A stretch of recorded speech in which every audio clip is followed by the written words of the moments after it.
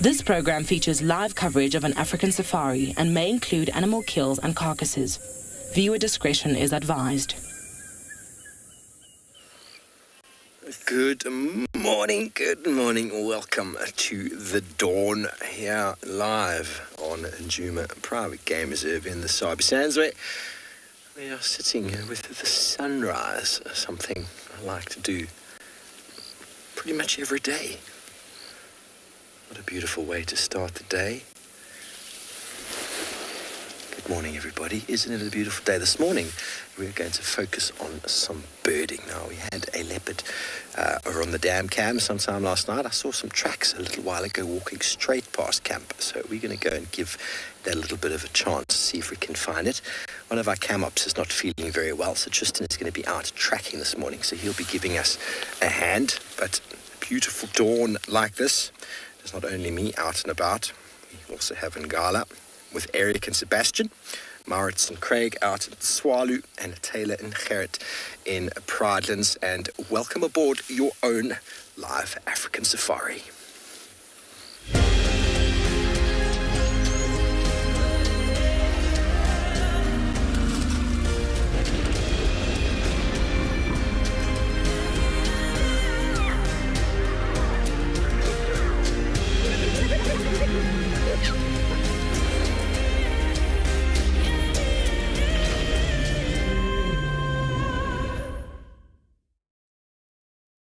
Good morning again and welcome to the dawn here on Djuma Private Game Reserve, where we found an accumulation of wildlife hanging out here in the safety and the openness of quarantine. This large expanse of open area just outside of our camp. It is a blessed morning to all of you. Welcome on board. My name is Steve, joined by Paul on camera.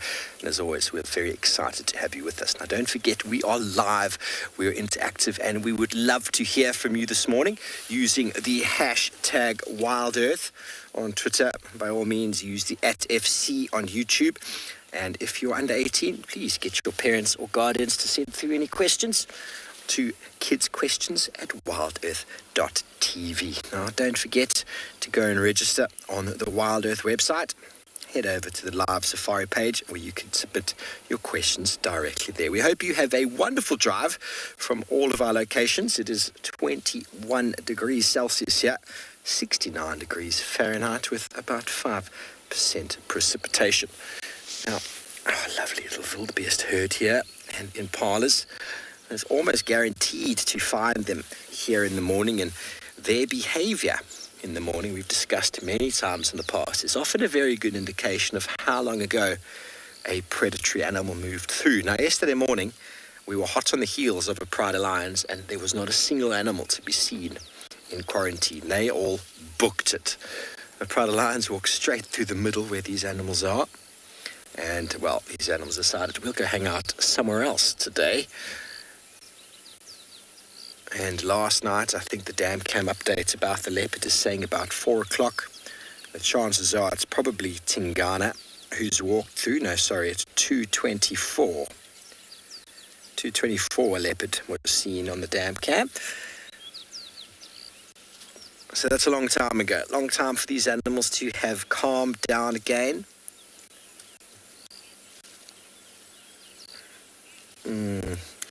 Megan, what a blessed view, isn't it? Animals, the sunlight, and the green, the golden grass. It really is a splendid scene. These animals have all survived another evening. They are preparing themselves for what I feel is going to be a very warm day. There is a cyclone warning. I think Tuesday, Wednesday, maybe Thursday, there's a cyclone predicted to hit land. I think Tuesday it's hitting Madagascar, and then I think Wednesday, maybe Thursday, it's potentially going to be hitting Limpopo and Mpumalanga.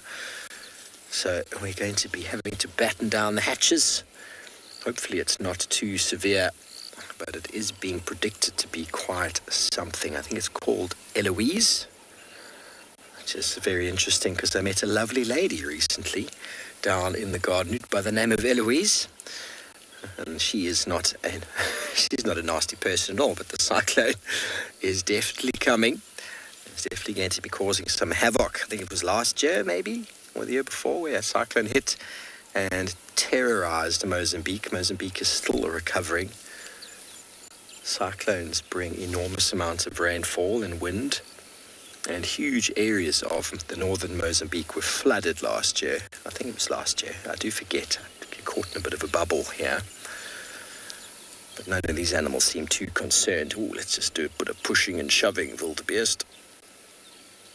Pushing and shoving.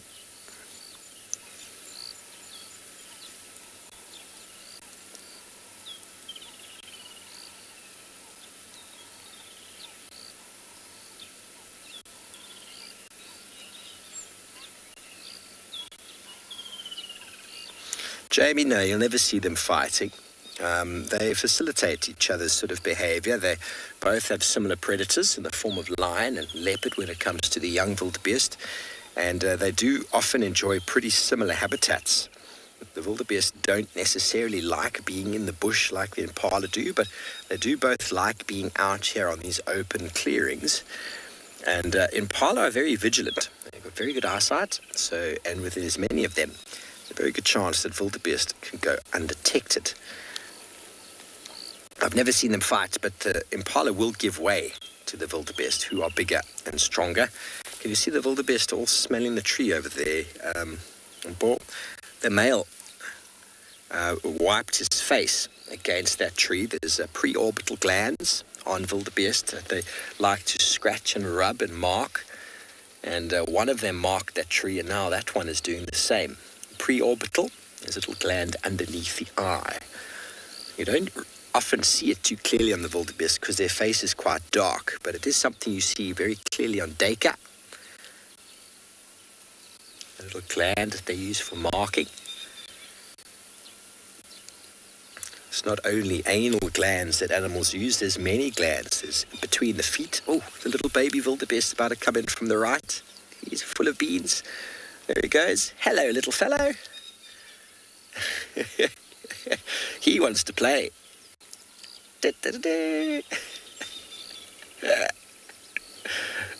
Oh, how precious. Sonia, no, as far as I'm aware, hurricanes are a land-based wind weather forecast. And cyclones are over the ocean. So I think a cyclone can turn, forgive me if I'm wrong, I think a cyclone can turn into a hurricane if it makes landfall and continues to do its thing. But I think hurricanes are not exclusively land-based, and cyclones are weather patterns over the ocean. I stand to be corrected, so please do forgive me if I'm completely wrong in that regard. But I think that's the major differentiation between them. We have many cyclones out in the ocean between sort of the India, Sri Lanka sort of stretch into sort of the east. Lots of cyclones. It all brings lots of water and rainfall. Whereas hurricanes on land are massive big wind-generated weather patterns that don't come from the water. So I think they can transfer each other, but I'm no expert in that regard. I've never seen a hurricane in my life, apart from in the movies.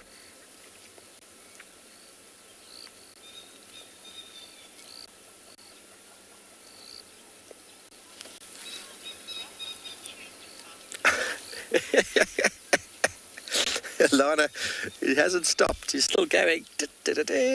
You want to put some music to it, don't you? He's the only little one. He's thinking, where's all my friends gone?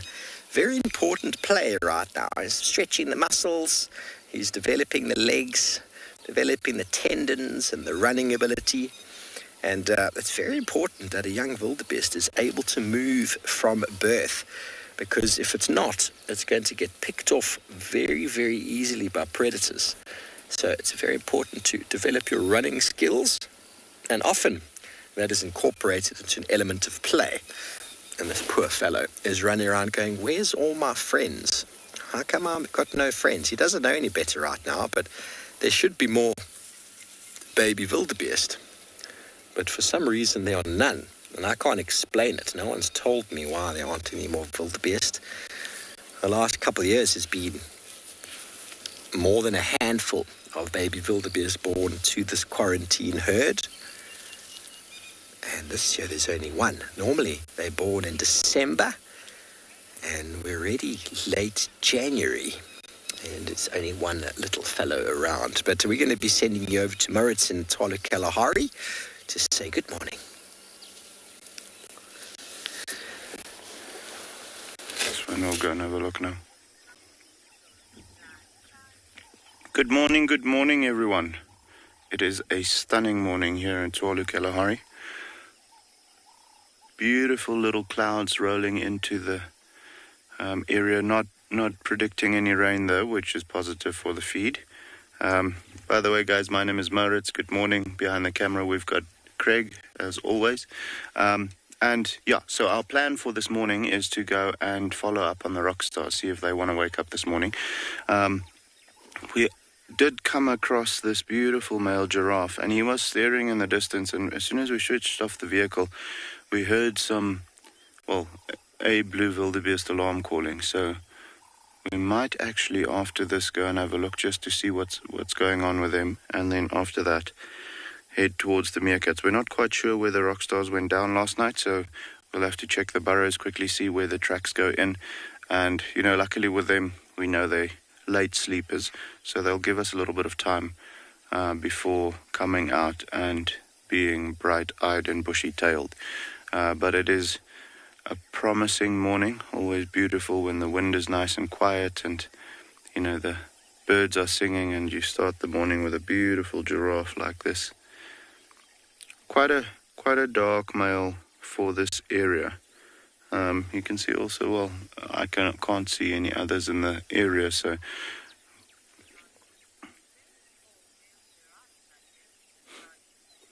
Dolly, you're absolutely right. It is a beautiful, tall male giraffe. He is fully grown, this guy. And so with that being the case, just a stunning individual to have. Guys, I don't know if you can see it.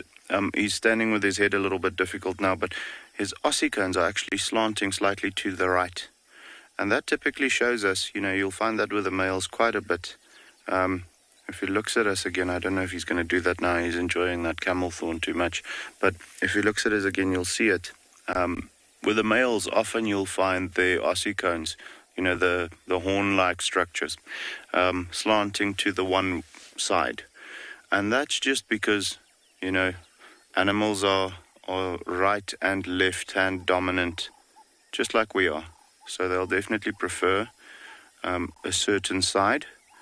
And with this particular male, it just shows us that he quite often, when he fights with another boy, he will stand with his left shoulder against him and then go for the swings. And that over time, that impact, all of the blows that he delivers, causes the ossicones to slant slightly to the right. Some of them you can see it very obviously. Others are just a hint of, a little twist. But typically speaking, you'll find them definitely preferring the one side more than the other.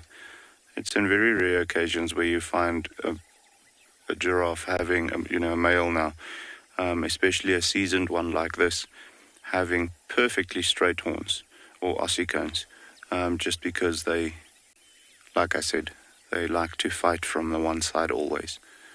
And when they do fight with one another, typically they prefer going for, or they target the rump area and then also the neck and shoulder area. When they deliver those blows, they need to get the opponent on the ground. So what they do is they go for the areas where they're most vulnerable. So if they can, hit the other boy on the rump and numb the hind legs and make him drop, they can go for the final blow. Or around the neck area, there's always a lot of important things. So when they hit that and they hit it in the right spot, the other giraffe will drop as well. Or it will be so painful that they won't want to continue. So quite often, this is still a boy that's only gotten into his prime now. So he hasn't been in so many fights. clear yes. Giraffe fights can be fatal. We had a male not too long ago that unfortunately didn't make it, and you know, that's sometimes when it's a case of just the perfect swing from the other guy. He hits him against the back of his head or anywhere around the head area, or he just hits him perfectly on the neck and he breaks his neck. I've heard rumors, I'm not sure if it's a fact, but I've heard this before, that with giraffe fights, the blows, if it's a full-on fight, you know, you often get the males just playing around, you know, when we call it necking, just practicing for one day when it's a proper fight. But in a proper fight, the blows are so hard that most of the time the fight doesn't continue longer than 2 minutes.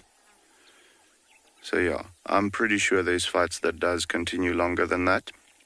But typically speaking, you know, with that neck being so long, you can imagine the amount of speed that they can gather when it's a full-on fight to hit the opponent with those ossicones and that heavy head, you know, all the momentum that it creates. So yes, absolutely, giraffe fights can be fatal. And I'd say possibly one of the more common ways for a male giraffe to not make it out in the bush, you know, when he's big and in his prime like that, there's very few things that will take him down. You know, a big pride of lions, maybe, but also when he's in his prime, he's supposed to be able to outrun them or fend them off. So it's only really something like that, you know, a killer blow from another boy, or possibly a broken leg or something like that also, which could be obtained in a fight, which will then cause them to not make it. So just like with lion fights, the boy might not die in the fight, but they could be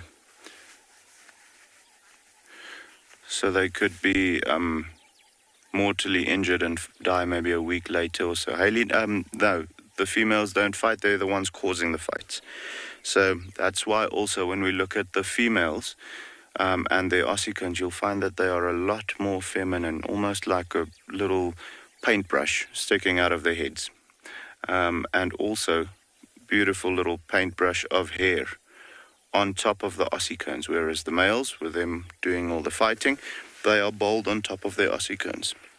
So yeah, the females absolutely not even ranking order orientated, because they don't have a permanent herd structure. So they've got what we call a temporary association, so there's no need for ranking order between the females.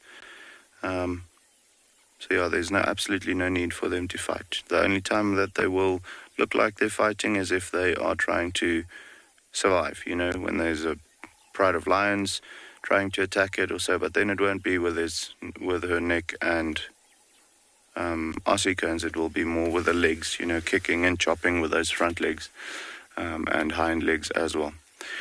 So yeah, the females, no fighting. They're the ones that's driving the boys crazy to cause the fights. But yeah, I think what we'll do is we're going to go and have a look quickly to see what those blue wildebeest were calling for, and see if we can find whatever predator it was. For the meantime, we're going to send you somewhere else, okay?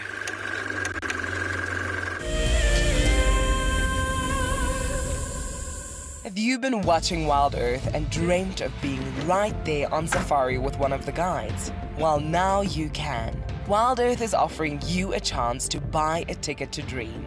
You or a friend can hop on board a live Wild Earth show and join our guide on safari. The ticket is redeemable at any of our locations, anytime in the future. Only a limited number of tickets are available, so don't wait. Get your ticket now and start dreaming. Terms and conditions apply. What fascinates me most about the animal circle of life is the intricacies between the large and the very, very small. I mean, it's very easy to go out there and find the large. Once you found the large, the cascading effect down to the small absolutely fascinates me. Alertness and situation awareness is by far the number one aspect for protecting ourselves out on safari. Catch up with the guides daily here on Wild Earth. This is Rusty. He's my favorite vehicle, and we've been through all the good times here in the bush. Now, if you feel a connection to Djuma Game Reserve like I do, then we have a fantastic opportunity for you. You can have your name engraved on a brushed metal plaque, just like this one, and we will attach it to Rusty so you can always be with us on safari in spirit. We will even send you a digital photograph once your plaque is mounted on Rusty. Spaces are limited, so grab your spot now. Do you dream of traveling to a far-flung wilderness location where life continues as normal? A place where you can escape to nature and breathe. If you become a Wild Earth explorer, then this could soon become a reality. Subscribe today and stand a chance to win regular travel prizes. Wild Earth Explorers, it's in your nature.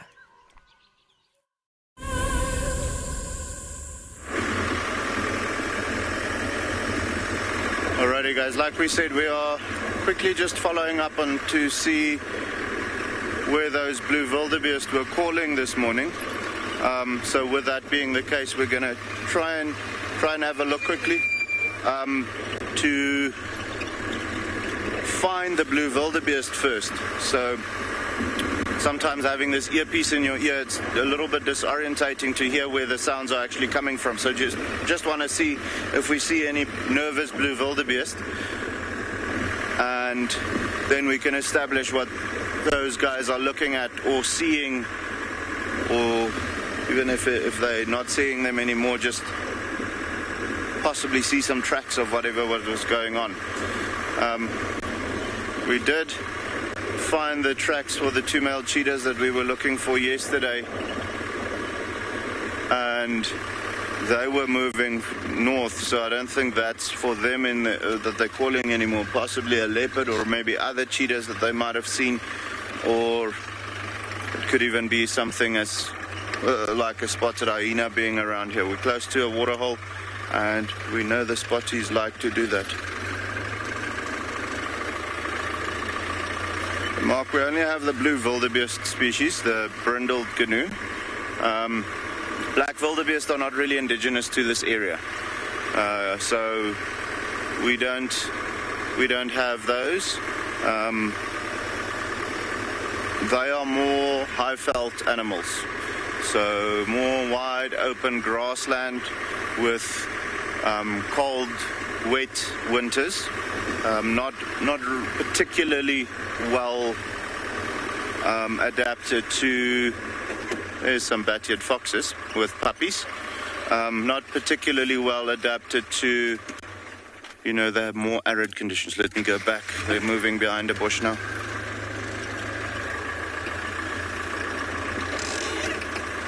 We should see them coming out from those bushes just now. We'll have to have a look.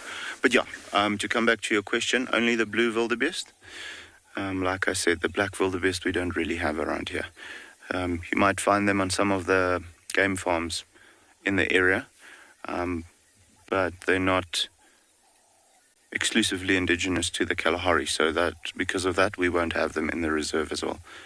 We'll only have animals that are indigenous to the area. And there you can see some movement, guys. I know the grass is quite long, so that makes it difficult, especially with the smaller animals, to pick up on them. But always cool to see the nocturnal animals heading towards their den sites, whether it be a bat-eared fox or a Cape fox, or even, the more crepuscular ones, the black-backed jackals, those types of canines that we have in the reserve. Very special to have so many dog-like animals. It's not everywhere that you get to see them. But yeah, I'm not hearing the wildebeest calling anymore, so it could have been just like, sometimes they get a fright for their own shadow. So could have been something like that. I'm also not picking up any other animals having a look in this area. So what we are going to do, guys, is we're going to move on, see if we can locate on those meerkats where they went down, and then in the meantime we'll send you over to Steve, okay?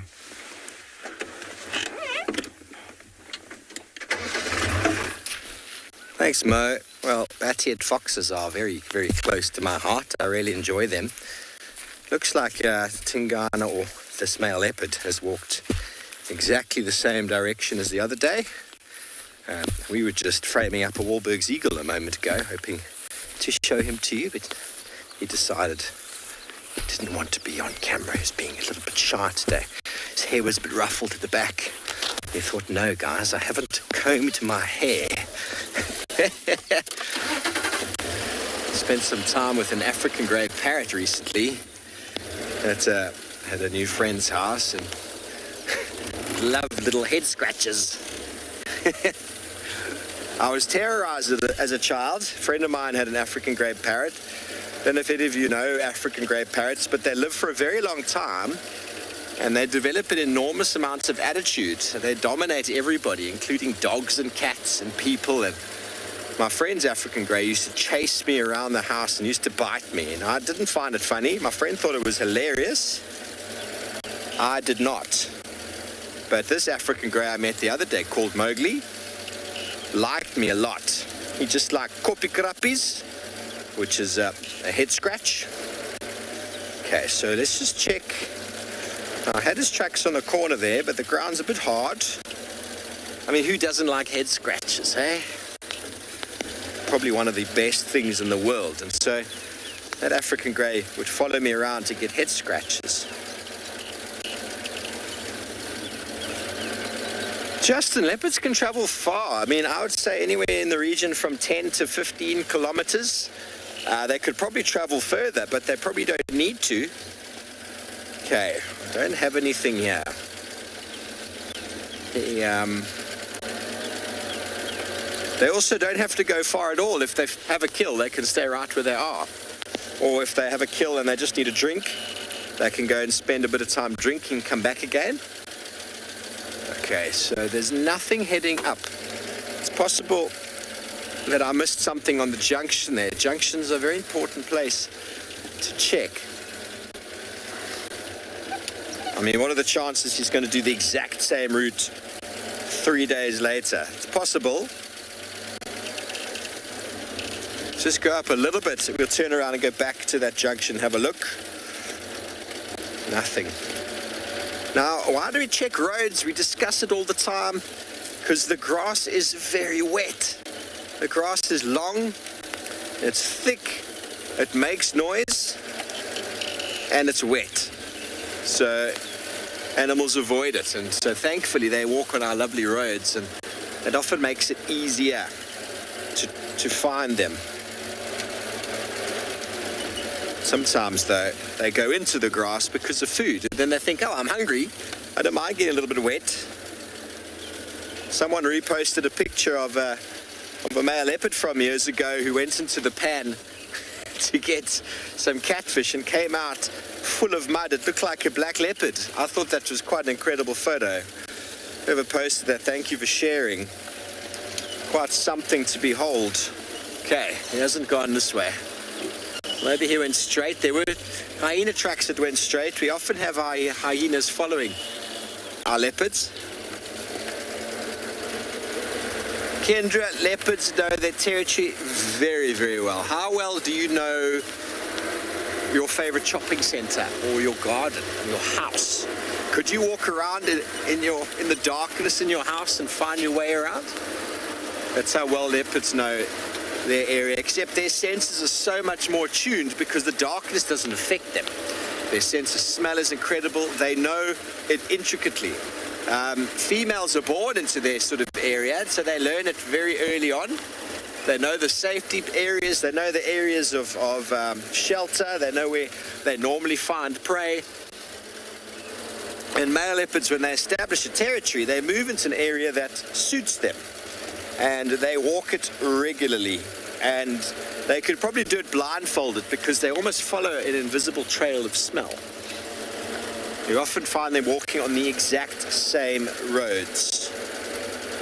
Just going to update Tristan quickly because he's giving me a hand.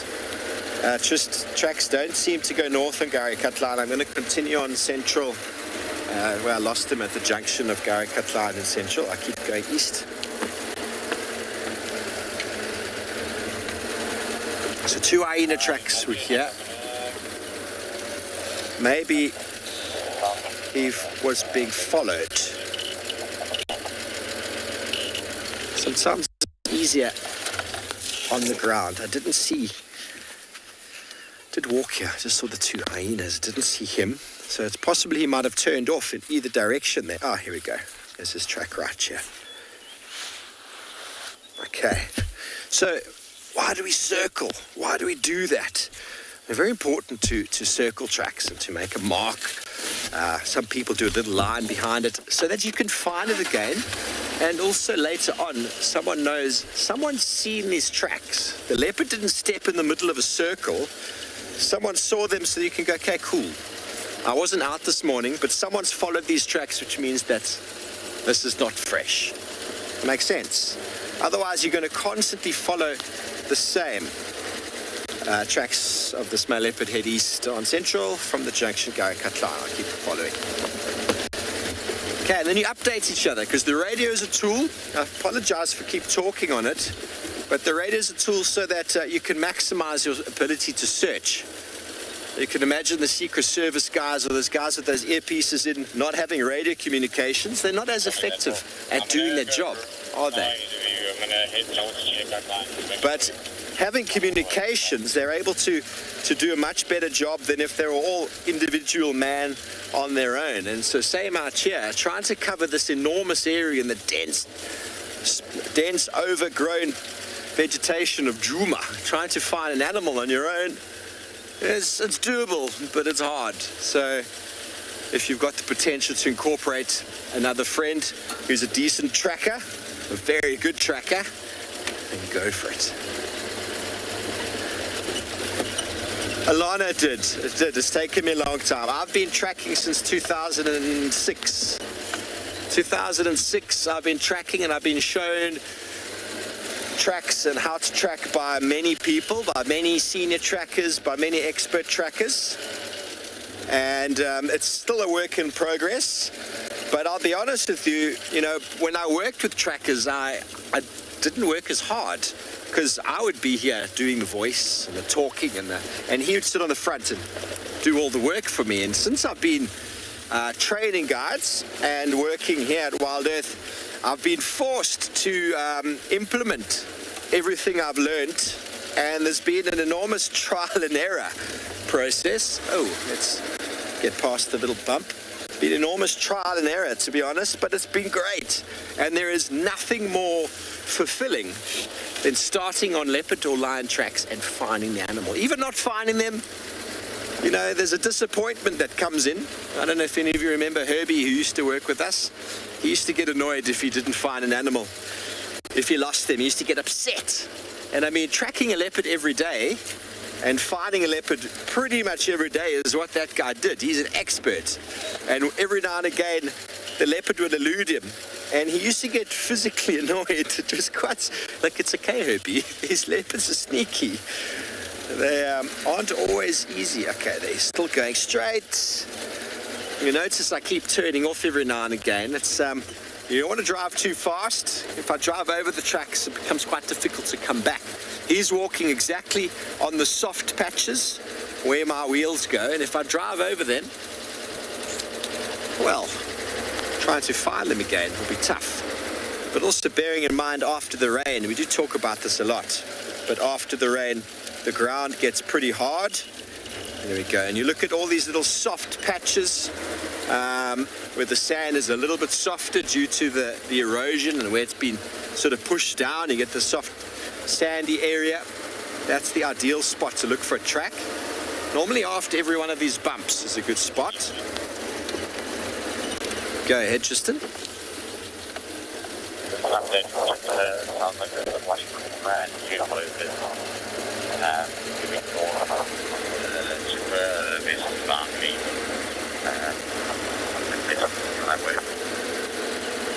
Okay, sorry, I didn't copy you 100% there. But I'm still on these tracks, though, headed towards Hyena Road on Central. Did you say Avoca Mail? 2 Avocas and 1 Kahuma on Chitwa. Copy, thank you. Okay, there's two Avoca Males and a Nkahuma Lioness. Look like they might be getting onto Chitwa shortly. Okay, there, he's still got him. But once I started tracking, I like to carry on. It's one of those achievements we really want to try once we start, and you know what it's like, everybody. You've seen it before, that once we start tracking, we normally want to carry on.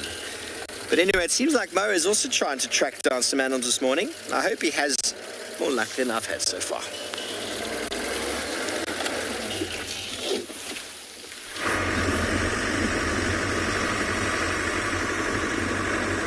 Alrighty guys, yeah, so we had a look now quickly. Steve is absolutely right. As a guide, you know, when you start tracking and you find that fresh track, you kind of need to find that animal, otherwise you sleep badly that night.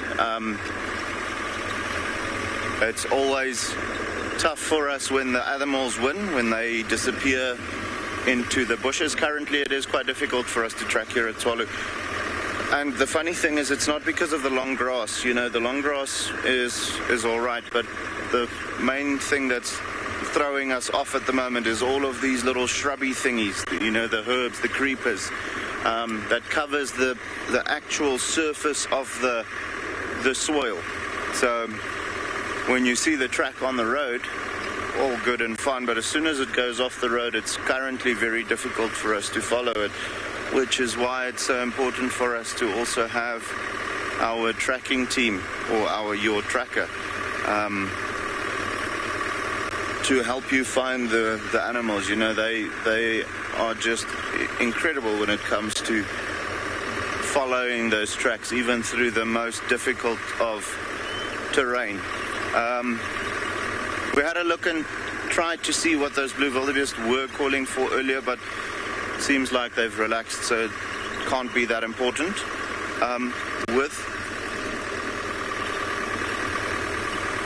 Kylie, so I wouldn't really call it a method, but typically speaking, and this is something that I've learned while growing up on the farm, you know, many years in the bush, but also the most important thing that I've learned about tracking is never to just look straight down. You know, while you're driving, that's a different story because you just need to ID the track.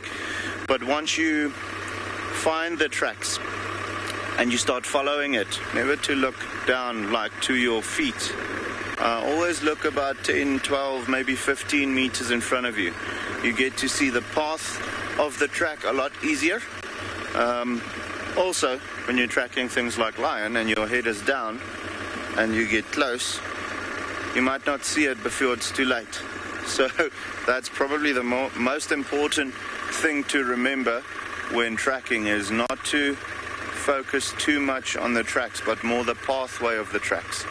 So if I track, instead of looking straight towards my toes, I'll find a point maybe 10, 15 meters in front of me. Then your peripheral vision is also at such a point where if there's something 40 meters in front of you, swishing his tail because he's quite angry or quite hungry to look at you,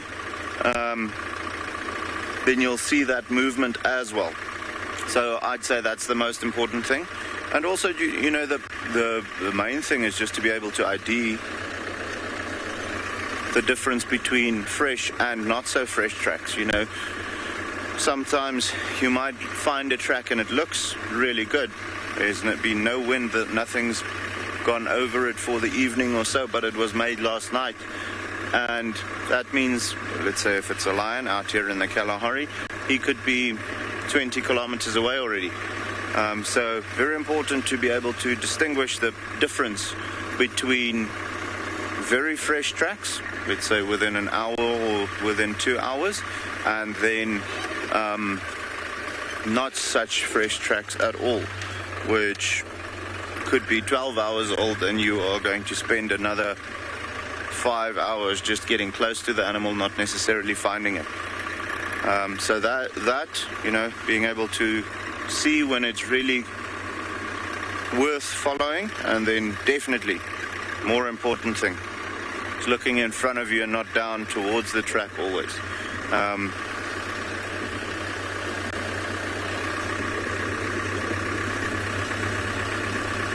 Woodstock, so I'd say the most difficult animal probably to track is a bird, but no, that's just a joke. Tracking wise, probably a pangolin. It's really an art form that you need to know how to do, because with them being not the heaviest of creatures, their tracks don't always register, and they walk very, you know, when they move not like any other animal. They'll zigzag and they'll cross over their own tracks again, especially when they're feeding. You know, when they're moving just to get to another place, by all means, then they might move a little bit more steadily in a certain direction. But typically speaking, when they're just out feeding, you'll find them going zigzag and making lazy eights and doing all of those things, which can prove quite difficult. So I'd say that, and then if you had to think about the big stuff, let's say big 5 animal, probably the leopard. That's also going to be a rather difficult one, again, because they don't necessarily always move in a way that makes sense to our minds. They'll walk to one bush, then zigzag over to another one, and so on. Lions is easy, they just follow a route. And then the other 3 of the big 5, the rhinos, elephants, and buffalo, they're just so heavy that, I mean, it doesn't matter where they walk, you'll find tracks registering. So yeah, I would say definitely pangolin being the most difficult one. And after that, if you have to think about big 5 animals, I'd say the leopard. But I mean, guys, there's many things. There are murets, the mice, and so on. Those types of things. Annie, that's a good question. They can be both. So they are predominantly nocturnal in areas where it's warmer, so they're absolutely temperature related, their activity. So here at Tswalu, we actually have them during summertime moving during the evenings, and during wintertime during the day. And the main reason for that is just so that they don't overheat and also don't freeze. So for them, it's body temperature wise a very important thing, but also termite activity wise. So during our wintertime, it gets very cold. -8, -10 degrees Celsius during the evening. And with that being the case, during the nights, the termites concentrate their movements a little deeper underneath the ground. So it doesn't make sense for the pangolin to go out looking for food at that point, just because they'll have to spend quite a lot of energy digging to get to where they can actually feed on the pangolins. Also, when it's that cold, no one wants to be out, so they're not particularly moving. So for them during winter time, they move during the day. Anything depending on the time of the winter, you know, how cold it is, how cold it is not. But normally you find them coming out only at around 9, going back into their burrow just before 4 o'clock, you know, just before it gets cold again. And then during summertime, when it goes over 40 degrees Celsius for us, we have the pangolins moving during the evenings. So then sometimes they only come out at 1 at night, and they're back in the burrow by 6 in the morning.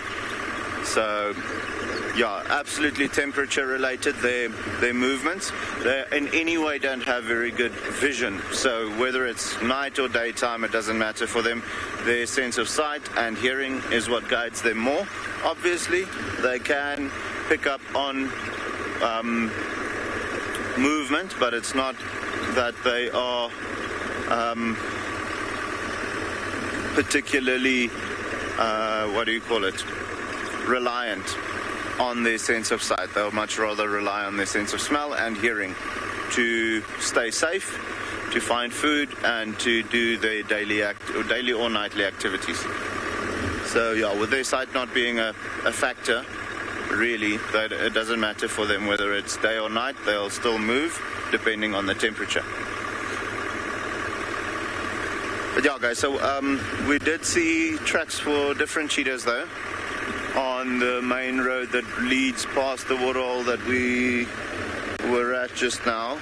It does look like it's during the night, so we didn't particularly follow up. We also do want to make sure that we find the meerkats this morning and spend some time with them. So we're very close to being at the burrow sites, or close to the burrow sites where they prefer being, the rock stars now, either the far burrow or the Boskia burrow. So we'll just have a look and see if they are in there or out already. I doubt that they'll be out already, but you'll be able to see if the tracks go in there from last night. And then as soon as we've established which den site they are in, that's when we will go and set up the camera and, get ready to say good morning to them and show them to you guys as well. It was actually quite nice seeing the meerkats again yesterday, even though they came out very late. I mean, we didn't even have them on camera yesterday morning, but the rock stars are doing pretty well. You'll see this morning when we eventually find them. It's the babies are doing good. The adults are looking well fed. So lots of insect activities around, and that causes them to be nice and full. And the alpha female is again pregnant, so that's always positive to have. But yeah, very close to the burrow site now, so we'll have a look quickly and see if they're not maybe here. I see there's some more giraffe over there. Doesn't look like they're staring. If they are staring, they're looking at us. But they just may be baking in the sun. It wasn't particularly cold last night, but it does cool down quite a bit more than what you'd find in the Lowveld here during the evening, because we don't have as much moisture in the air, so the humidity is not as high, which causes it to cool down significantly during the evening as opposed to the day temperature, which is quite nice. There's actually giraffes all over the show, but the other ones are quite far away though. We're not gonna we'll be able to put them on screen, but these ones are nicely.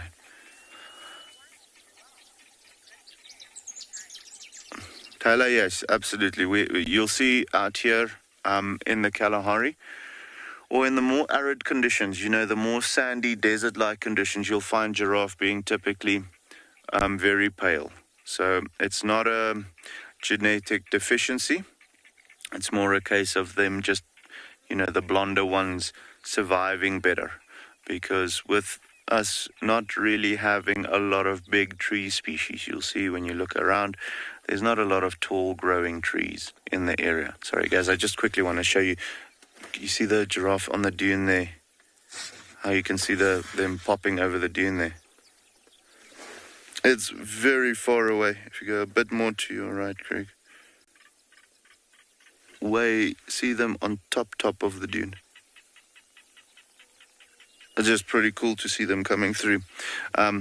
Sorry guys, I just had to try and show you that quickly. But yeah, now they're being difficult again. But to come back to your question, it makes more sense for them to be pale in color just because it helps them to reflect more sunlight away from their bodies, which keeps them cooler during the day, because there's no real big trees for them to hide underneath like you'd find in Kruger and so on. In Kruger, because it's more green, more thick, more lush, it does also pay off for them to be slightly darker in color just so that they can blend in with the background.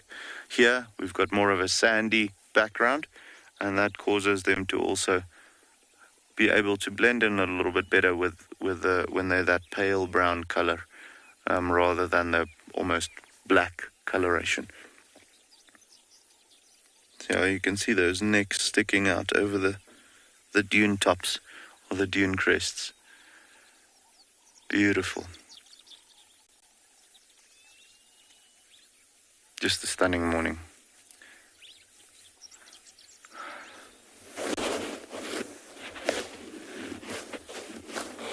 Lisa, so yes, they'll continue growing, but when they get to adulthood, those ossicones grow super, super slow. Because it's solid bone, so what'll happen is when it's in the birth-giving process, it will still be all cartilage, and not fused with the skull. Just to make the birth-giving process a little easier, as you can imagine, having those pointy things sticking into everywhere when they need to go through the birth canal is not going to be comfortable for the mother. So as soon as they get born, the ossicones only fuse with the skull, and then it turns into solid bone. And then it very slowly, as you can imagine, because it's solid bone, very, very slowly grows. When it gets to a giraffe where it's like, let's say, over 15, maybe 18 years of age, when it's fully in its prime, you won't see any growth anymore. It might grow maybe millimeters in a year, but you won't notice it. So with it being a rather short structure, the growth isn't really noticeable, but it will continue growing slowly from the bottom. And possibly, if it does stop growing, it will most likely be when they reach close to 20 or above 20 years of age. The males, I'd say, it's more important for it to continue growing because they use them for the fighting. It'll wear down over time. But yeah, guys, we're going to quickly have a look and see if we can find these meerkats. For the meantime, we're sending you over to Steve, okay? Stand by. Yeah, but nothing coming out. So we're at Buffelshoek now, everybody. And we've got a wonderful little beautiful grey-headed heron. Hang on a second. I'm at Buffelshoek Dam, just no sign of any leopard here. Okay, so we're going to give up on the tracking for now and focus entirely on birds for the next little while, if that's all right with all of you. It's always nice, though, when you find very fresh tracks to try put in some effort. But we'll leave that for now and focus on our heron, who is looking beautifully regal, standing there on the water's edge. He attempted for something a moment ago. Look at the concentration. I think we can all learn from the heron. In some martial arts, kung fu, I think it might be. They have the crane, and then the heron is a massive element of focus and concentration and stillness. The animal can step. Whoa! They do miss a lot, though, everybody. Do miss a lot. Now, they know exactly how long their beak is, and their eyes are forward facing because they are predatory birds, so they focus forward.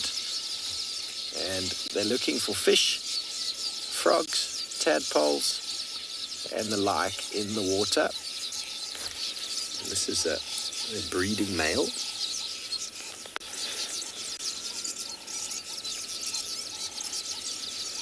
They stand with their legs deep in the water, and the length of the legs gives them an advantage against other birds, other herons such as the green-backed heron or the squawko are much smaller in length or stature, and they have to hang much closer to the water's edge themselves, whereas herons, the grey-headed heron in the case of this fellow, can go a little bit deeper in. The Goliath heron, which is even bigger, can go even further in. So it gives them different niches in the habitat, different depths in the water, so they could feed on different species. Or he's had enough now. He's like, I'm so wet now, it's time to get out.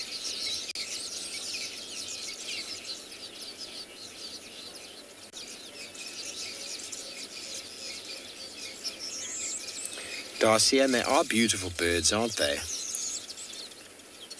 Very beautiful. Okay, so my apologies, the sexes are alike. The female is slightly smaller than the male. with the large feet that are able to splay out quite wide, giving them purchase in the muddy area. He's going to stealthily sneak up on something that he might have spotted. Let's have a look and see how successful he might be. Megan, I'm not certain, actually. I've seen them before. I can't say I've measured them before. They aren't the biggest of the birds.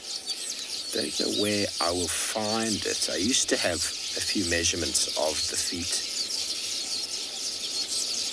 It might be here, but I don't think so.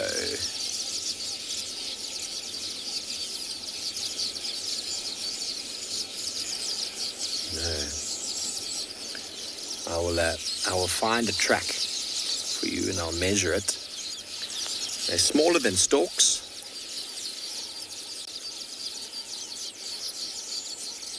But they are decent in size. You allow them, it's like snowshoes essentially. Let's have a look at his feet if we can.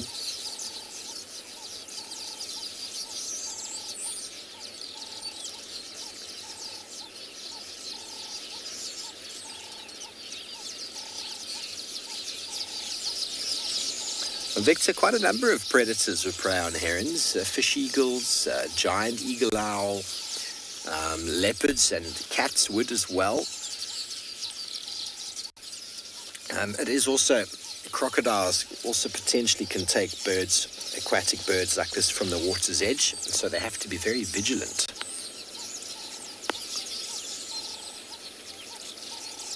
I think what else might be able to catch them. Definitely most at risk when breeding, because they will form rookeries. They get lots and lots of herons and mixed species, egrets and the like breeding together over water's edge. And something you'll notice with herons is that when bird of prey approaches the nesting site of herons, the adult herons move away, leaving the chicks, and the egrets stay behind, defending their chicks.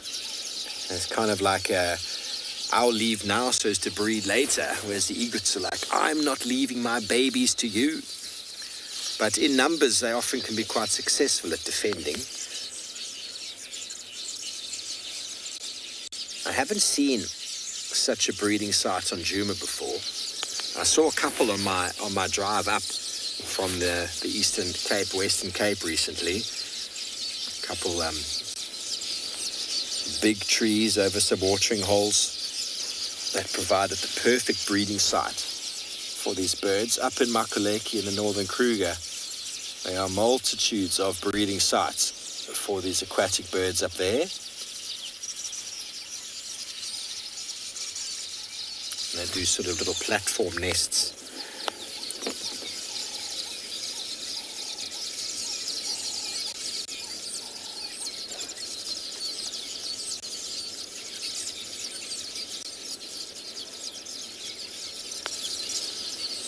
Sort of on reed beds or trees that have fallen over in the water, trees that have been submerged in the water. You can probably hear all of the weavers. We're going to stay here a little while and see what other bird species we can find.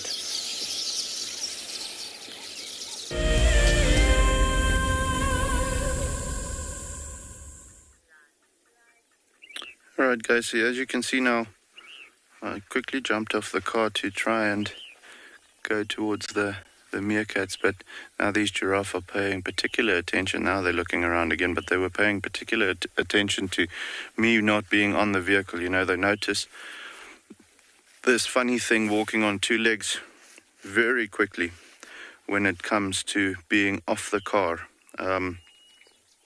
For the animals, they're typically much more comfortable with the vehicles than with us being on foot. Even though the vehicle is much larger, you know, it's slightly more of a comfort zone for them, just because, you know, they see it more often, but it's also a less threatening thing because it, technically speaking, moves on four legs, and also makes a big sound, so it's like a buffalo coming towards you, or let's say an elephant or a rhino. It's not like a lion creeping up, moving silently, trying to stalk the animal. Also, when they look at animals in the bush, the only thing that they'll ever see also walking on two legs, which is the same size as us, is an ostrich, and we don't really look like an ostrich. So quite a funny shape for them to see, and because of that, they immediately pay attention to to the situation when they see someone on foot, just because we look strange. And also we move a little bit more, I don't know if it's the right word, but threatening to them. When we are on foot in the bush, when you do a bush walk also, you try and be as silent as possible. So yeah, not particularly in the mood for that.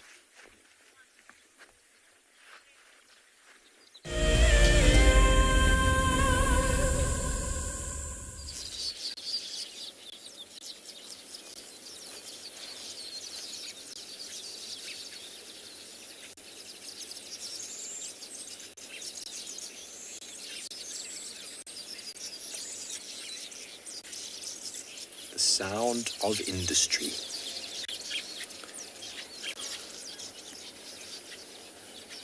Wonderful noises in the morning. The cacophony of sounds, the breeding birds making their nests and attracting the females. We were here yesterday evening. It's far busier this morning. Everyone's full of beans.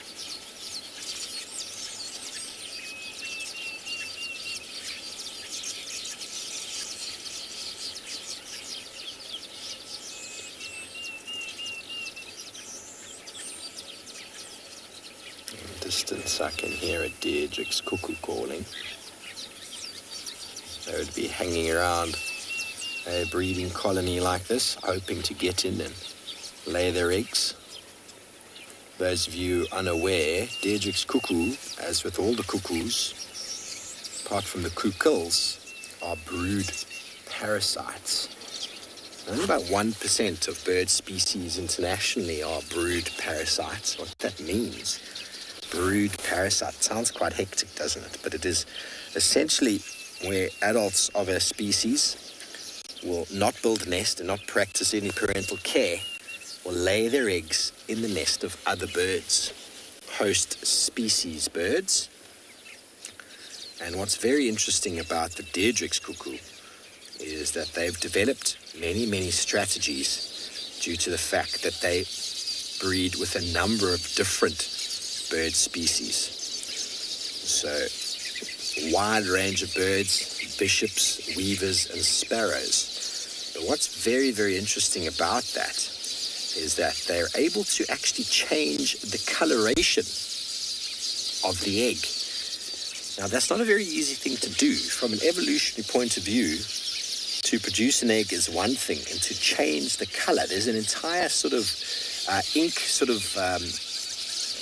dyeing agent that has to be added to the egg before development. And to make the bird more successful, their adaptation or camouflage or integration of an egg so as to mimic that of the host has become a very integral part to the success of the bird. Now we wonder, how is it possible that a Deirdre's cuckoo can just change the egg? And it's not actually that easy. So when you have a Deirdre's cuckoo that was born to a Cape sparrow, for example, then that bird will use the Cape sparrow as its host going forward. It won't cross the species again. And likewise, if you have one that's born into the nest or hatched into the nest of a southern masked weaver, that is the species that they will use to host. So as generation goes by, the successful rearing of a Deirdre's cuckoo within one of those nests gets better and better, and the egg formation and camouflage and integration becomes more and more sort of efficient. Because what happens is that the Deirdre's cuckoo, when it goes into the nest, will push out an egg, and then replace it with one of their own. Now, if it lays an egg that doesn't look like the egg or the host's eggs, it often can be rejected and pushed out by the female. She'll come and say, hang on, that doesn't look like mine. She'll push it out. So it's been very important for it to mimic or to look very similar. And it's quite incredible how over the generations they've managed to do so. So same species, able to change the color of the egg, but as I say, due to the fact that they will follow the same species that they were reared by,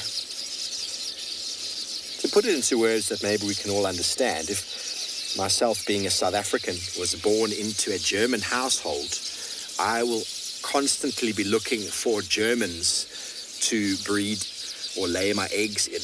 And same-wise, if I was a South African born into a Spanish household, I would be looking to go and lay my eggs in that of a Spanish family's household. Obviously, we're talking about cross-species here. Roy, the intelligence is incredible, isn't it? But it's all evolution. It's all evolution. And those individuals who laid eggs that weren't able to mimic or copy the hosts very well were expelled.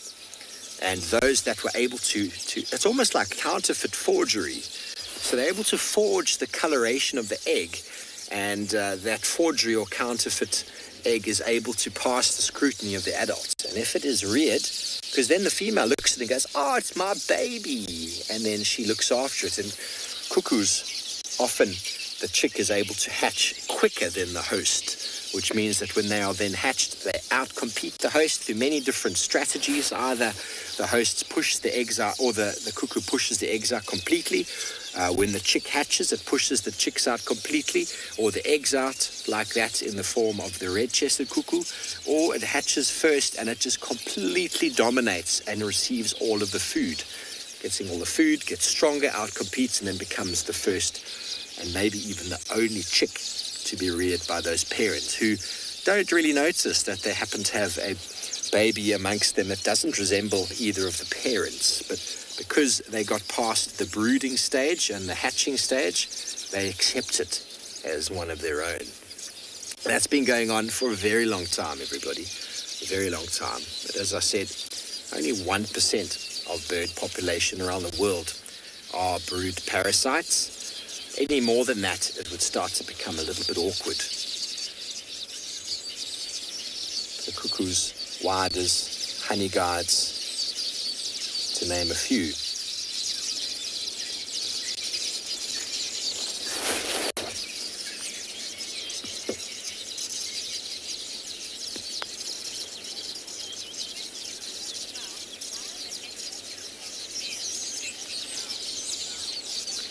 Michelle, the nests are designed in a way to hold the eggs, of course, and to be as inaccessible to any predator. So being out on the end of the branch there makes them inaccessible, and having an entrance that faces down makes them even more so. But that doesn't mean that snakes can't get in. The boomslang has evolved to be able to access nests like that, but that is the arms race, everybody. The arms race. It means that as an animal gets better at something, so the predator gets better at it as well. And so one ups on the other, and then it's a constant process of improvement. The nests at one stage probably would have been very, very limited in regard to their design. And then the birds that did a little bit better in their nest development were more successful. And so over time, nests got more and more deliberately made. And in the form of weavers, the female will scrutinize it, almost look at it going, I don't quite like the parking garage here. I'm not going to buy this house. But if she's satisfied with the design, the placement of the nest, the nest tunnel, the hole, then it gets better and better. And some birds have even evolved their nest tunnel to be designed in a way that it's a little bit too tight for the brood parasite to get in. And there are records and evidence of cuckoos and the like brood parasites trying to get in and getting stuck going into the nest and then not being able to get out. But obviously that's not always the case. Otherwise, both species would be eliminated, or at least one species would be eliminated. But they live in conjunction with each other, The brood parasite's completely dependent on successful breeding of these birds or other birds like them to successfully rear their chicks. And what always fascinates me is that a brood parasite in the form of a Dedry's cuckoo gets born to a southern masked weaver or a village weaver, and yet it knows how to speak cuckoo and it knows how to breed with the cuckoo, which I think is really, really incredible. That's that sort of innate learning. They're born with that ability, they're born with that knowledge, as are the weavers born with the ability to build the nest without having to be taught. Play, you want to know if they build a new nest every day? They can. It takes between 9 and 15 hours to build a nest. If the male builds a nest and a female occupies it and he mates with her, he'll start construction of another nest straight away. In saying that as well, if the nest goes brown, like some of those do, the male will start building another nest. If a female destroys one of the nests, he'll start building again. So they're constantly doing it. These individuals anyway, down in the Cape, there were some weavers, the Cape weaver that I spent a little bit of time with recently, that built one nest, all the chicks were hatched, and then they all moved off. So each species is slightly different. The red-headed weaver will actually build one nest and then build an apartment block of nests onto the one that they started. Once a female has integrated in the nest, he'll build another one, and then he'll get another female, he'll build another one, and that can go on and on as long as the vegetation is available for it and the food is available. And this season we got lots of green grass, lots of seeds, so we should see this process continuing on. Don't you agree, Egyptian goose? He's quite interested in all the noises here. Gonna make some noise himself.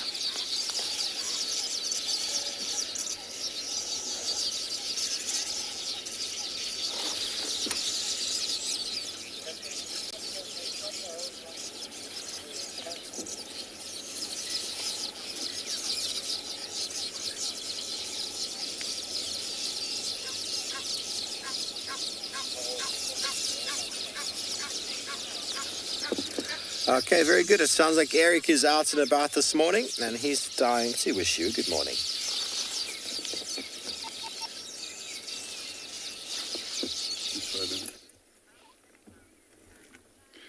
Good morning, everybody.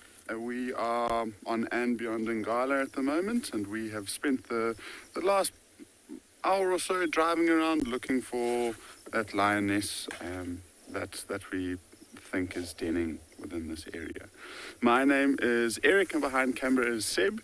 And like I was saying, and just before, or just actually after the end of show yesterday, we managed to find a lioness that was down in the riverbed, and I'll just quickly show you where we are and what we've been doing this morning.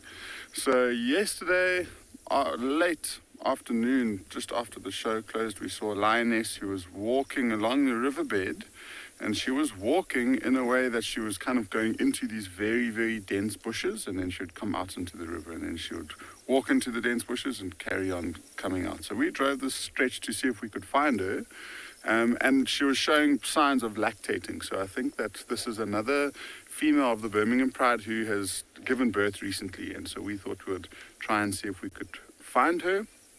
Unfortunately, weren't able to see her, so we've now come back out and now heading into the southern part of the reserve just to check to see if we can maybe find tracks of the rest of the pride who might have crossed in from the Kruger National Park into towards Ngala area. So that's our plan for the morning. Hopefully we'll get lucky. We had some monkeys alarm calling a bit earlier on and some very fresh leopard tracks, but that leopard, I think, might have moved away from the area, and potentially in this long grass, it was quite tricky to actually spot them. So I'm just going to carry on driving for now, I think. I'll get onto this road over here.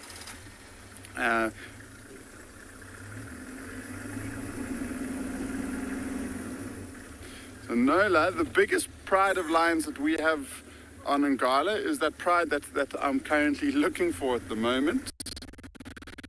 And so they're not exclusively on Ngala, and like I said, they do cross out of our boundary and go into the Kruger National Park.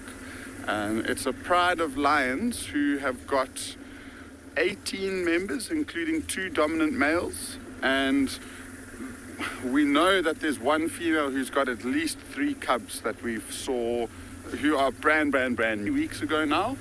And so there's that female, and then there's this other female, her sister actually, who has, we think, just given birth. So there's a chance that, if she's also got 3 or 4 cubs, that's 25 lions that we might be able to see together one day.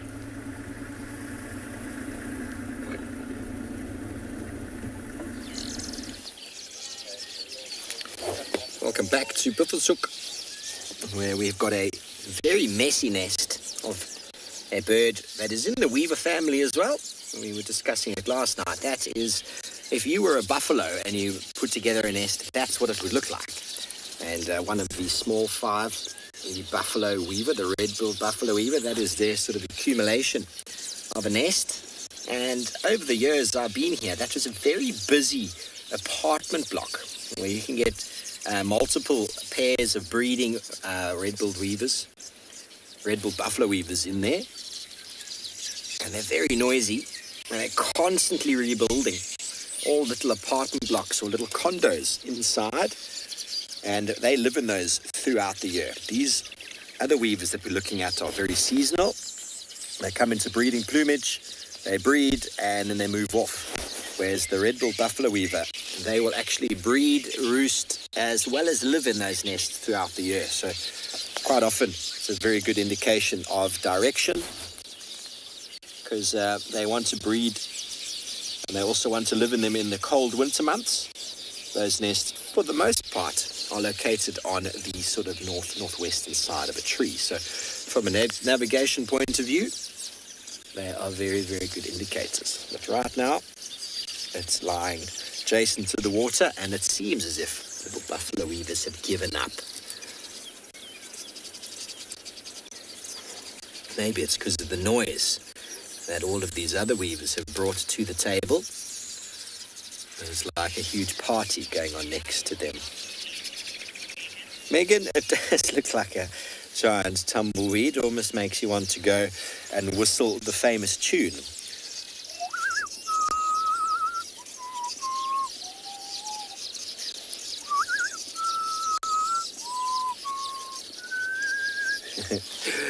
There's my rendition anyway, of the tumbleweed rolling through, and then Clint Eastwood with his sidearms ready to battle, saying not a word, of course.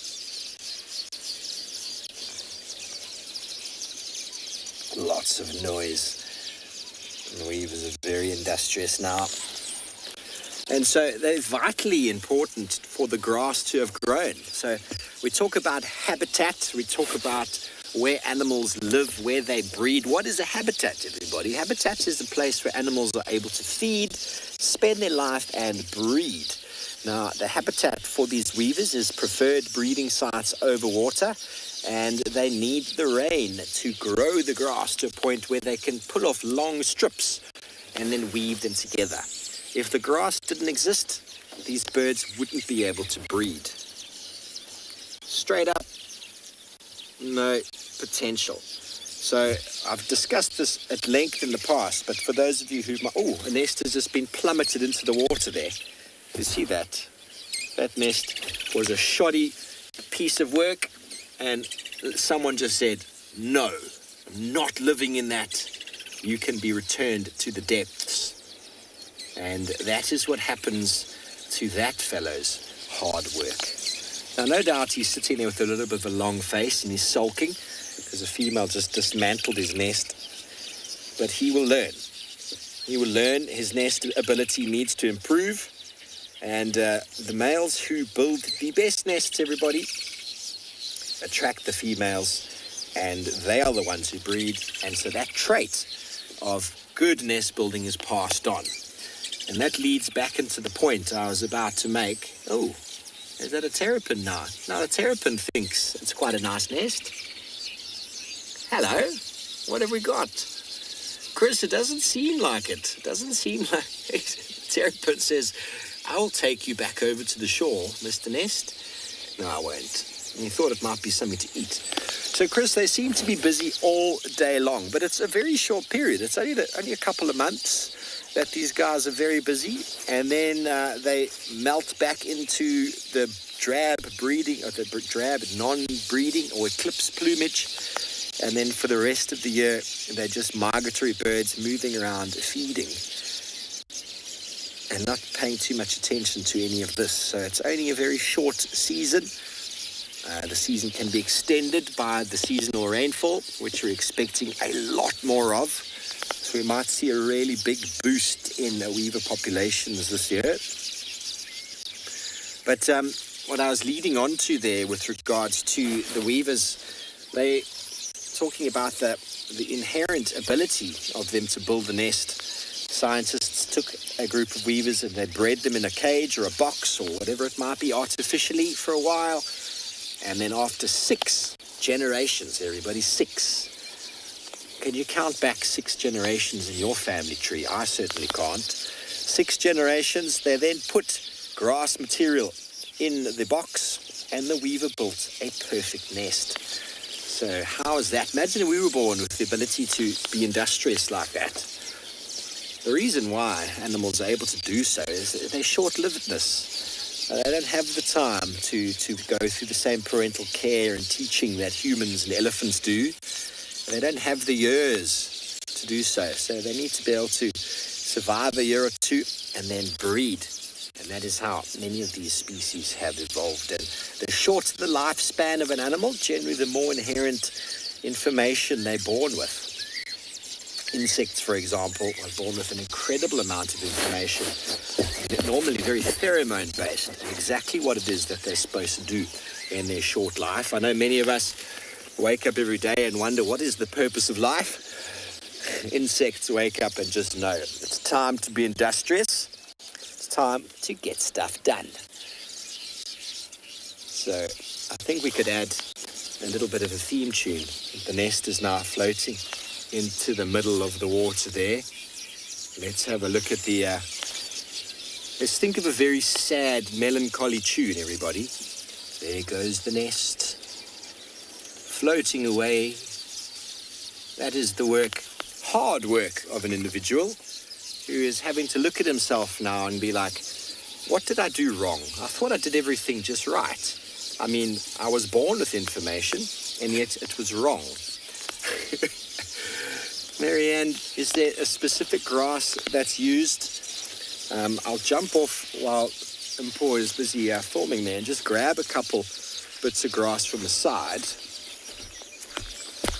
See if I can find what they're looking for. It's hard for me to tell you exactly which species they're using.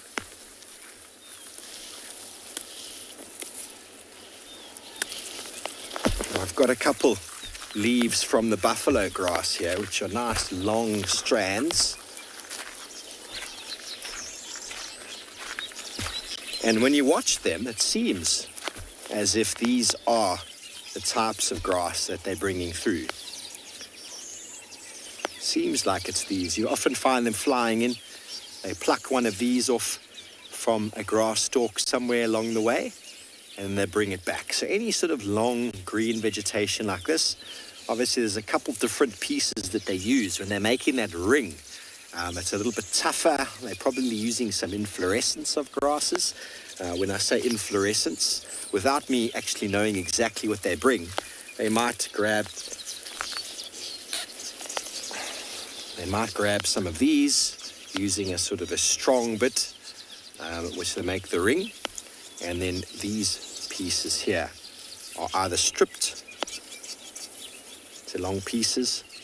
And then like basket weavers in many traditions in the world, we're able to knit together and make baskets out of grasses and sedges and reeds. And we probably learned how to do so by copying these birds. Very good. Okay. Let me jump back on. So it's vitally important that the grass is able to grow and be green like this and pliable. As soon as the grass gets dry, it's unworkable. They're not able to work with it.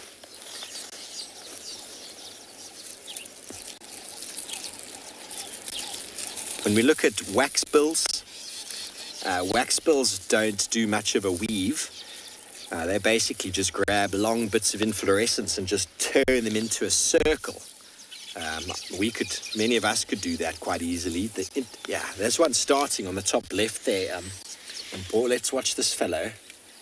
You see him there, top left. Yeah, there we go. He's just started. So he's probably, either he's the one who just had his nest dismantled. There we go. You see, there's the first little bit. You see, he's doing a little bit of an anchor, like when you want to attach something to your roof. You get your drill and you get a little hook and you attach it.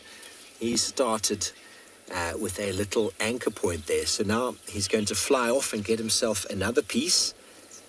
Oh, there we go. This one's going to dismantle it. He basically just said, this is not happening. Did you see that? What a cheeky fellow. And now he went down to his nest. That is cheeky. Now, that is what we call sabotage, everybody. There on the sort of middle right, you can see a fellow's just flown in with a piece of grass, just like I showed you. And he's intricately weaving it in. It looks like a bit of a mess right now, but as they go by, they get better and better, and it starts to really form a lovely sort of sphere. And each one slightly different. See, he's gone and done it. That's as much work as he can do now. I'm going to sit and wait for the fellow to come back on the top left to see how disappointed he is that his anchoring point has been dismantled.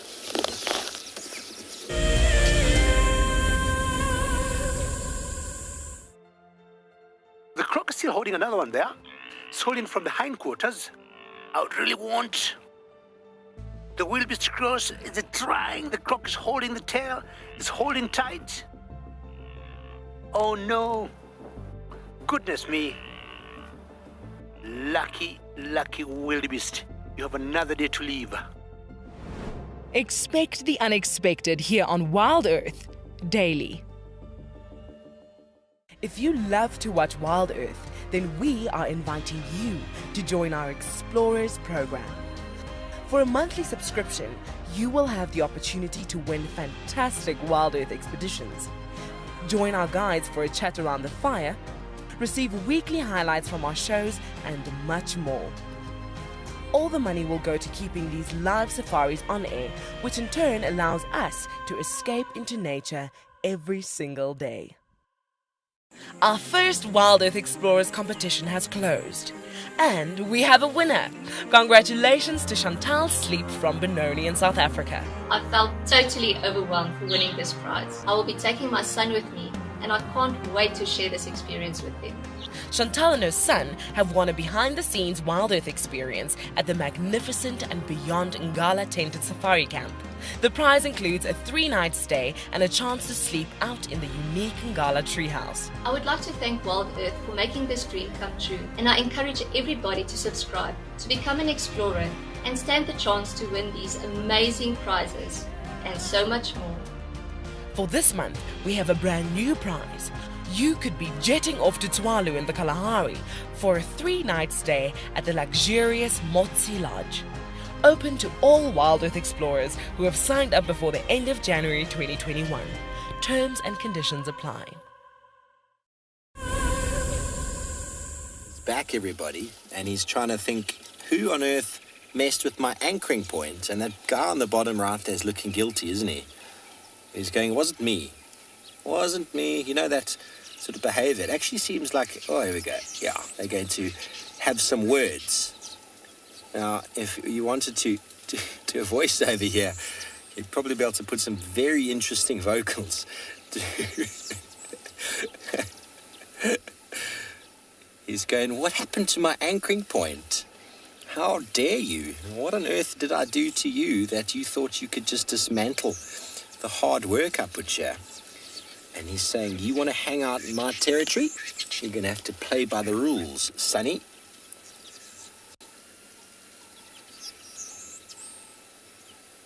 There we go. He's now, they often will also strip the end of the branches off stripping all the leaves and vegetation. This tree is dead, so they haven't needed to do that. But they do that with some trees. They often make an enormous mess if they're in your garden. And if you ever have palm trees or trees like that in your garden, the weavers, some species of weavers, will strip the palms for making a nest, because the palms essentially make very long strips, which are probably more beneficial. There we go, he's starting again. Have a look, it's the beginning. It's the most important part. See, I was just taking a small strand of vegetation and wrapping it around, tying knots.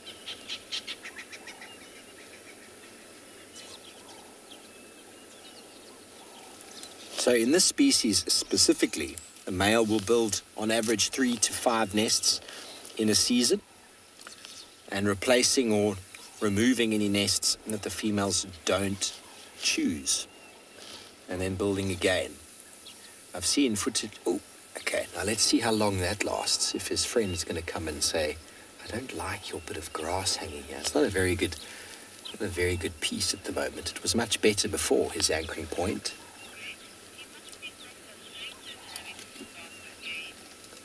Greg, so frustrated indeed. Can you imagine starting and doing your thing, and then a friend of yours, or I don't think there's any friends here, they're all competing for the right to mate.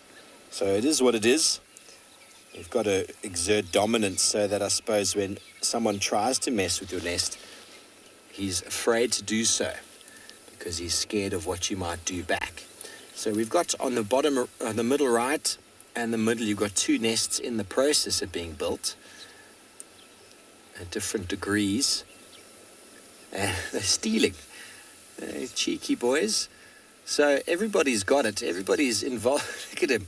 He's like, I'm going to steal a piece from your nest while no one's watching. What a cheeky fellow. Wasn't me. Look around. Anyone looking?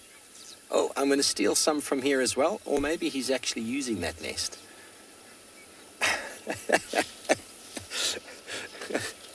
Reminds me of growing up with my brother. He steal things from me when I'm not looking, and then claim innocence. It wasn't me. Must have been somebody else. Oh, nature is wonderful, isn't it? I love you, my brother. Greg, out there, if you're watching. Okay, so, kids, and they're building a castle, or they're building something in the lounge with books or with whatever. There's always a little bit of theft when it comes to when you're not looking. But I wanted to use that one.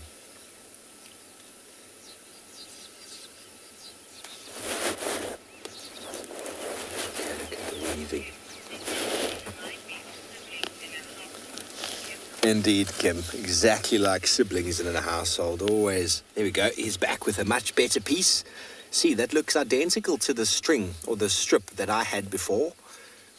Now he's got to figure out how to... Oh, he's like, hang on. Okay, over here. Through there. Look at that. Look at that weaving ability. Phenomenal. Tying a little knot. Pull it through. Now pull it nice and tight. Through one more time. Yes. Nice anchoring point. One more time.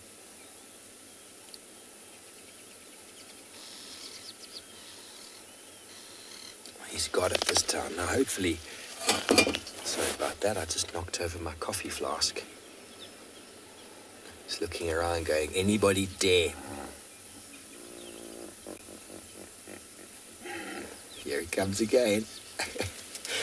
That fellow keeps coming from the bottom right, doesn't he? And pretends he's not really coming. Okay, so those 2 pieces, he had that thin little strand. Now he's integrating that with the thicker. Chris, it's not too difficult, actually. I mean, they just grab a piece of grass off of the grass stalk and they fly across with it. We'll try and get one in frame as they fly in, but as you can see them flying just with this little bit of nesting material dragging behind. It's not very heavy. It's very doable. But it means that they can only bring 1, maybe 2 strands at a time. So it's a very long process.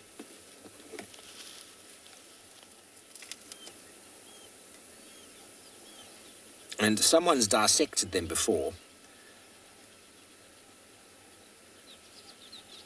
Someone has worked out that 384 green strips of reed, palm blades or grass blades, each piece 250 to 300 mils long, with the roof containing on average 189 grass leaves and 137 tree leaves. So that is an enormous amount of nesting material that these birds have to travel for. They've got many species in here that they talk about, that they use. The guinea grass, the buffalo grass is what I grabbed before. They'll use feathers as well, many different grass leaves. So it's not specific to many species, but definitely the guinea grass or the Panica maximum falls in a very, very large portion.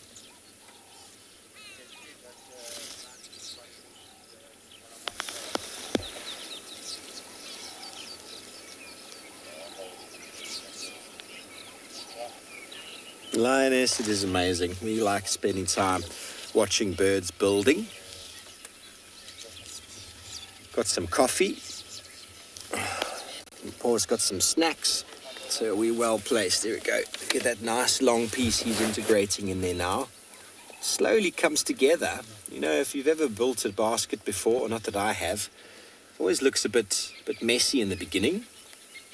But as it gets integrated and woven, slowly but surely starts to take shape until it's the perfect shape.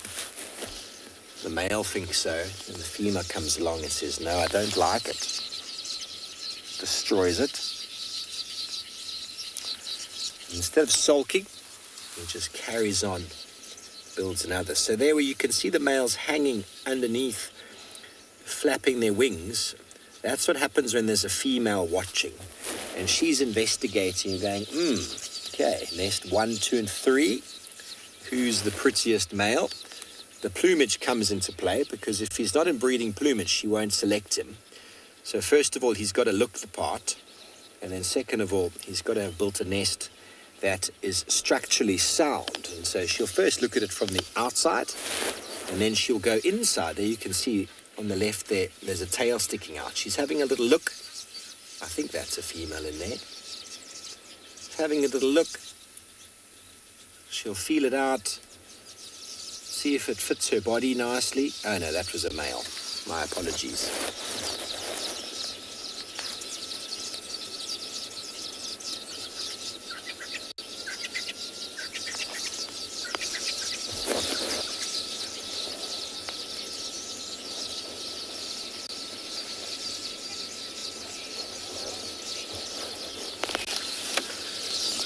Okay, I'm not certain, but I mean, small birds like this live for far longer than many people think. I mean, I found out recently that Indian miners can live up to 18, 20 years. They're quite a small bird.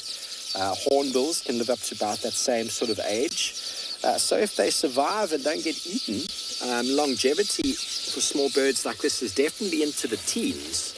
But I'm not 100% certain on every single species.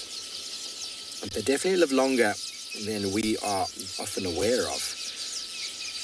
But they are hunted by many, many species,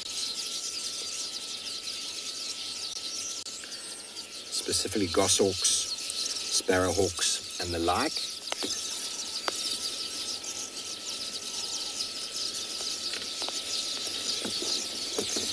There we go, he's back again.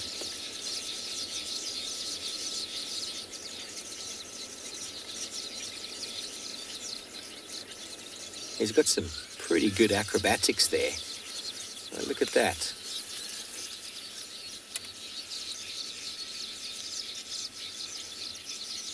I think the anchoring point is a very important part.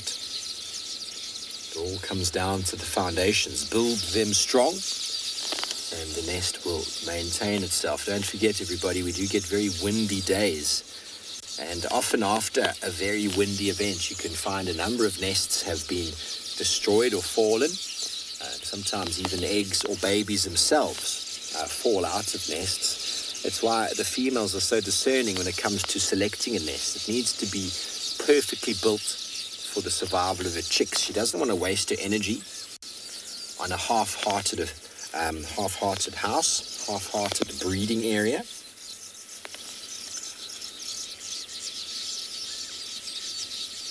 So males, I think, who build it a little bit too quickly aren't going to have the exact desired nest at the end. Slow and steady, I suppose.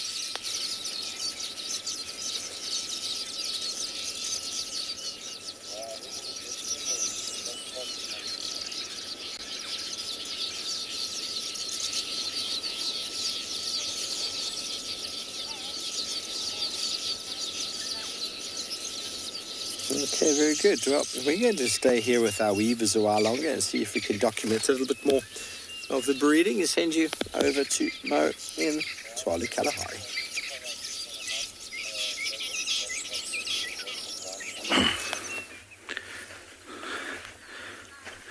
Alrighty guys, so yeah, epic sighting. The guys have just woken up. Our timing was actually just right, just as we finished setting up the camera and so on. The first one came out. As you can see, there's one little one baking there in the sun with mom. When she turns towards us, you'll actually see the belly is quite nice. And oh no, wait, it's the wrong mum. The mother is the one on the left-hand side. You'll see the belly is nice and round. Both of them female though. So with that being the case, it's probably the alpha and the beta female that's already out with the one little one. And the rest are still sleeping. Or the pups, I'm pretty sure, are all awake. I heard them calling inside the den just now. But just stunning to have them out and about and, you know, seeing these guys again and be able to show you guys again how they're doing.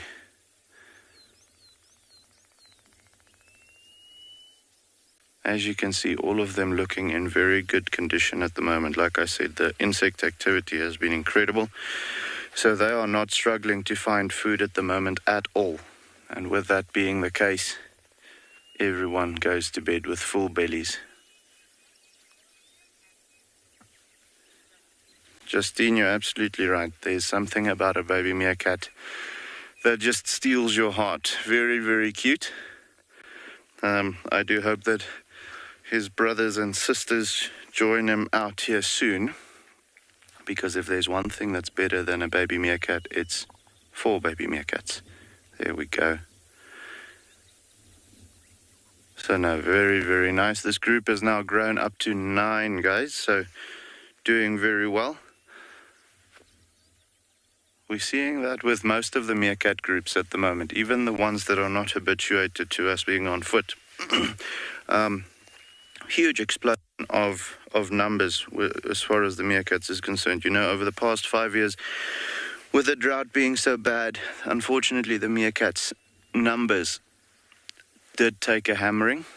I mean, to give you an idea, the Xhosa group, which is one of the groups that we sometimes show you guys as well, they were, well, when Veronique started here, she said they were 22 or 24 individuals. You can imagine that's a big group of meerkats. And over the past 5 years, they've, well, not only suffered, but also had bad luck to a certain extent. And they went down to 3 adults at the moment, and then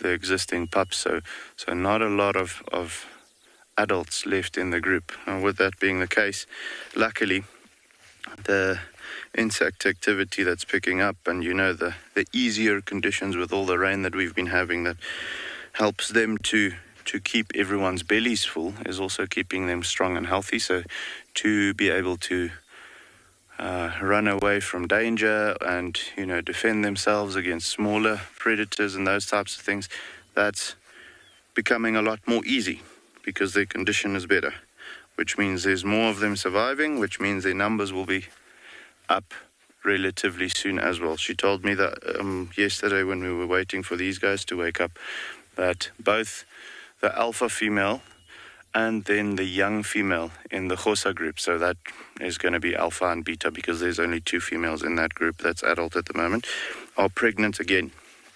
So you will find that even though the alpha female is the one that most dominantly breeds or reproduces, in a case where the group numbers require it, you will find the beta female being allowed sometimes to fall pregnant and have their pups.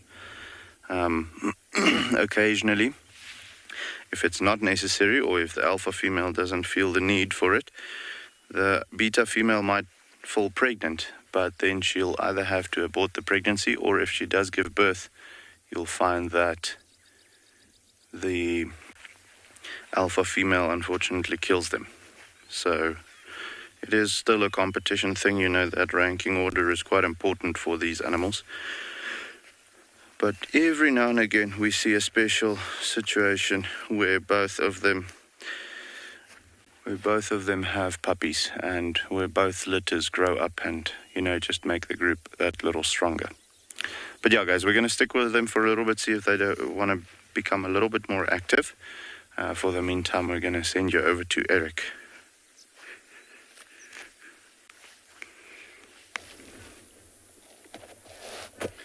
So we've got something that's really, really nice to see at Anbjörnengala. It's a southern carmine bee-eater. They're a summer visitor that we don't see very often at all. So to see one so close up and perched in a way that we get to see its beautiful colors is really great. And it's one of, for me at least, it's one of the prettiest bee-eaters that we get within the sub-region. And it's got that beautiful pink breast and then the turquoisey head, and then also lots of turquoise around the rump and the back of it. So you can see what it's doing. It's looking around a lot and it's just looking for insects. There's a nice example of the blue over there. Just look at the colors of this bird. It is really beautiful. And it's got a very long tail feather that acts almost like a... You get to see, oh, it's really showing off for us.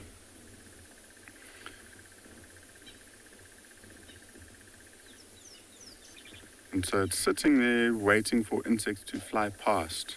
And these bee eaters are incredibly aerobatic, and they're very agile on the wing. And so they hunt insects like that, and they'll take off, swoop down, catch an insect, and then pretty much land in exactly the same spot. And that pink isn't looking completely lush and popping like they usually do. And I don't know if whether it's a female or maybe a male adult. But it's a really cool bird to see. So Viola, give me a second. I don't know the weight of it. I'm just checking in my book. Okay. It can weigh about 60 grams, it says. About 25 centimeters. And if you listen to that call, there we go. There's actually a few here. I don't know if we'll be able to... It might be a bit of a stretch for the camera to loop around this way, but this one that's here... And there's one right over here too. We're getting surrounded by these birds. So that is like a proper example. And you can just see how much more that pink pops, like I was trying to describe a bit earlier on. So that one is definitely a juvenile. This is what the adults look like. And it looks like that the adults are pretty much exactly the same.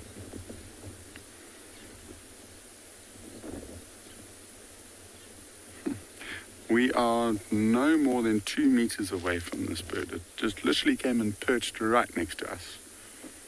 I think this might be one of the closest views I've ever gotten of a bee eater. Look how close we get to zoom into it. I love just how the colors work on it. I mean, the pink goes into that brown so nicely.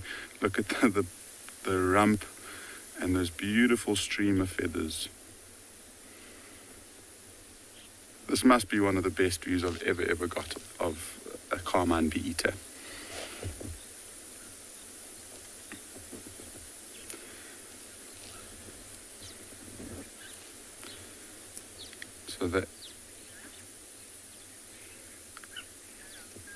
So we are going to stick around and admire the beauty of these bee eaters a little longer. I might try and get some photos myself.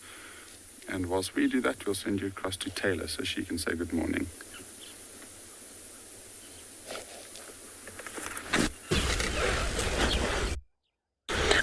It's a beautiful morning out here with quite a few zebra, impala, and a couple of bird species too. Just enjoying the warmth of the sun and the gentle, cool breeze that is upon us. It's quite nice to not have to worry just yet about wearing long sleeve shirts and, well, long pants. My name is Taylor McCurdy, and on camera with me today is Gert, and we are here at Pridelands Conservancy, which is part of Baluli Game Reserve and the Greater Kruger National Park. So we're just sitting on zebra clearings at the moment, and we had an abundance of game. But before we go back to the zebra, Gert, in this dead tree, I don't know if you can see in the middle branch up there, just a little point, there's a tiny little bird, and it was calling quite nicely. You've got it just sitting up top. It's very small, as you can see, and it was doing a beautiful call. Hopefully it will do it again for us, but that is a rattling cesticula, which is one of the very common sort of small bird species that we see around here. We normally see them before we normally hear them before we see them. And then just down below it, a common visitor that you'll see on safari if you come up to the Lowveld. It is a red-billed hornbill. Hello. How are you? Just enjoying itself. Perfect tree, of course, for all the birds to sit and catch the rays, and there they go. And then another thing that animals will use trees for, can you see all those zebra just gathered down in the distance? They're all having a bit of a rub. Bit of a scratch. And of course, I always think it must be so tough for the animals. This is the thing I really feel sorry for them, is that they don't have hands like us, and they also don't have nice, like, anti-bug spray. Well, there's some plants that can do the trick. They've only got their tails to try and keep all the bugs at bay. But a fallen tree like this, courtesy of the elephants, they most likely pushed it down or ring-barked it, and then it came tumbling over, forms a really good scratching post. And I'm sure there's lots of other species of creatures that are living around there. Probably lots of lizards or skinks. Squirrels would like that too. Alice, you're quite correct. It is nice how trees play different roles in the wild. Can you hear the rattling cesticula now? I'm just going to sit quietly. You can probably hear it. True, true, true. Shake, shake, shake, rattle. That's how we remember it. But no, Alice, you're quite right.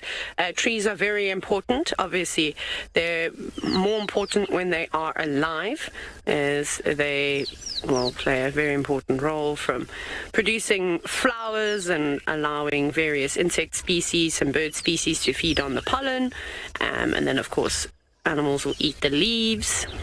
Animals will eat the flowers too, and trees put valuable nutrients back into the soils too. But then when their time has come, whether it is because they're just old and have died, or if it is because of the elephants, or maybe lightning has even struck them, and they do come crashing down to the ground, the ecosystem that forms around it is quite spectacular. And it's something that I highly recommend, but just watch where you put your feet. If you are out on a bushwalk, or if you're at home and you have found a fallen tree and all the grass and stuff has started to grow around it, go and have a look. Go and see what insect life is there. Turn over the bark very gently. You don't want to destroy any potential sort of shelter that maybe a scorpion could be using, and sort of have a look. But like you see, the wildebeest that normally lives on zebra plains, I don't know where he is, and also the zebra are using it as a rubbing post, which is quite cool.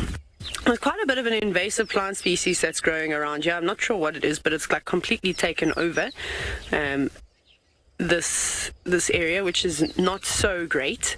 There is lots of Datura stramonium, mulpitta, that's around here, that's not from here. There is a type of cassia that's also growing, the invasive species version that we get. We do have some indigenous cassia. There we go. Taylor tangles or trips over her words, as she normally does. And they're the impala that I said were also here. Just a small herd with a couple of lambs, although they're growing up fairly quickly. But we're going to move on from here and head towards the north, towards Leopard Dam. And speaking of watering holes, Tristan has got something interesting at Voyatella Dam.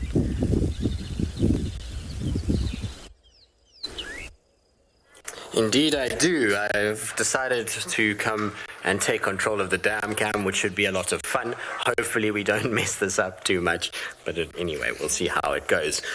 For those of you who don't know who this disembodied voice is, my name is Tristan. I am on dam cam duty today, so I don't even have a cam up. I am the cam up as well as the presenter from the dam cam itself. But as you can see, we've got a nice little waterbuck male that is sitting, resting very comfortably at the moment. He's having a great time. He had a little bit of a drink just now, and now he's basically sitting with the only stump that could possibly cover his face in the way, which is, well, par for the course, isn't it? At this time of the year, it seems the animals have this innate ability to find anything that they can put in front of their faces in order to block our view of them. But he had a little drink, and now he's sitting down. Like I say, he's regurgitating balls of grass, probably. These guys are big grazers, so with all the lush summer green grasses that are around, he's been having probably a great morning feeding. It is a nice, cool, beautiful morning with the sunlight out there.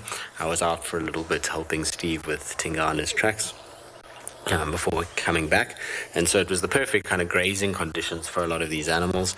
And now that he's filled up his stomach, he can sit on the edge of the dam and ruminate. And so what he'll do is he'll basically be regurgitating balls of ready chewed grass up into his mouth.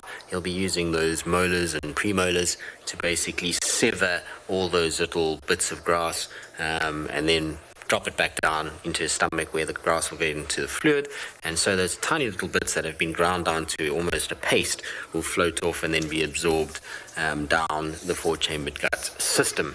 So it's a very efficient way for prey animals particularly to enjoy their food and still be able to see what's going on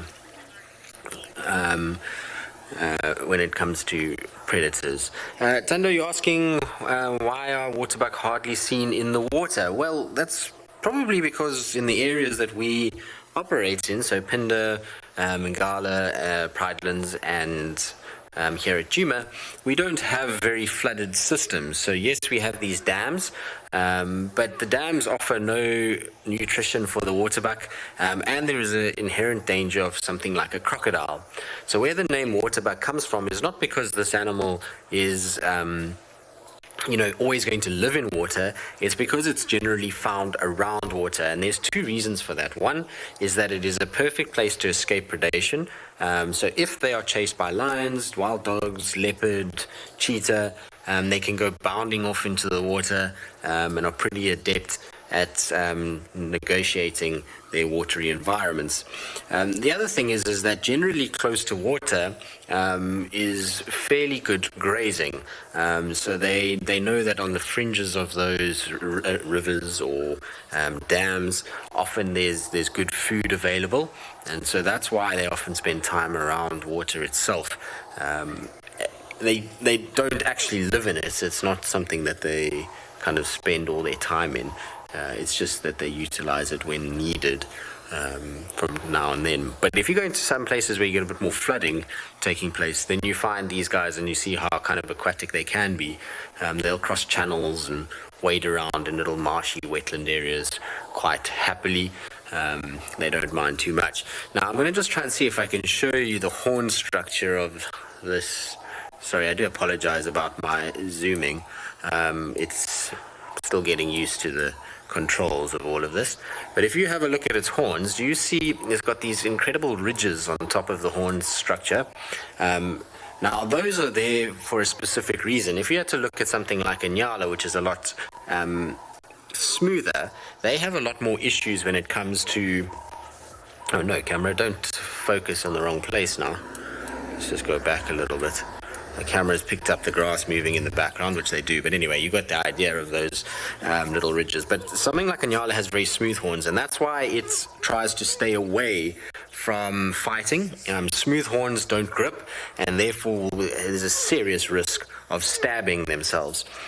Something like a waterbuck, though, with these ridges, and you find it on impalas and various other animals, those ridges, when the waterbuck is fighting, are going to grip and they on each other, and they're going to have an ability to then push each other around, test each other's strength, and dominate from that point of view, rather than actually hurting one another. The idea between those jostling sessions and clashing of horns is not generally to kill one another, but is more to try and find a dominance within the two males, and therefore kind of test their strength. So those ridges are vitally important in keeping these waterbuck alive when they're fighting as much as they do. All right, we will carry on keeping an eye out on our waterbuck, but we'll probably go zooming around on the dam and see what else we can find. In the meantime, let's send you across to Mo in Tswalu Kalahari.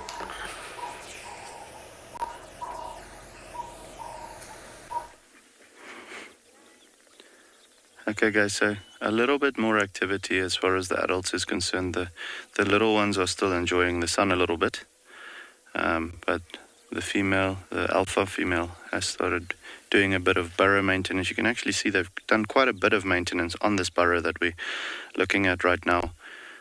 Yesterday afternoon, lots of digging and new, fresh, sand. It's still seemingly wet. From yesterday afternoon when they were clearing out the burrow. The little ones are just, practicing their spotting skills at the moment. They've gotten it down to spot me, but they also need to continue practicing, especially their aerial spotting. Greg, that's a tough question to answer. There's so many things that burrow at the moment. Active burrow sites within a territory of the meerkats, that is typically around 5. Anything between 4 and 5. However, we've got so many burrowing animals. There's aardvark, there's pangolin, there's warthog, there's porcupine. We've got the meerkats, the Cape ground squirrels, bat-eared foxes, the Cape foxes, the black-backed jackals, and that's just to mention a few of them. So over 110,000 hectares. I won't be able to tell you the exact amount. It's going to be thousands. However, within a meerkat's territory, depending on how successful they are and how big the group is and also how big their territory is, they'll range between either, if it's a small territory, maybe 3 different den sites. If it's a larger territory, they can go up to 8.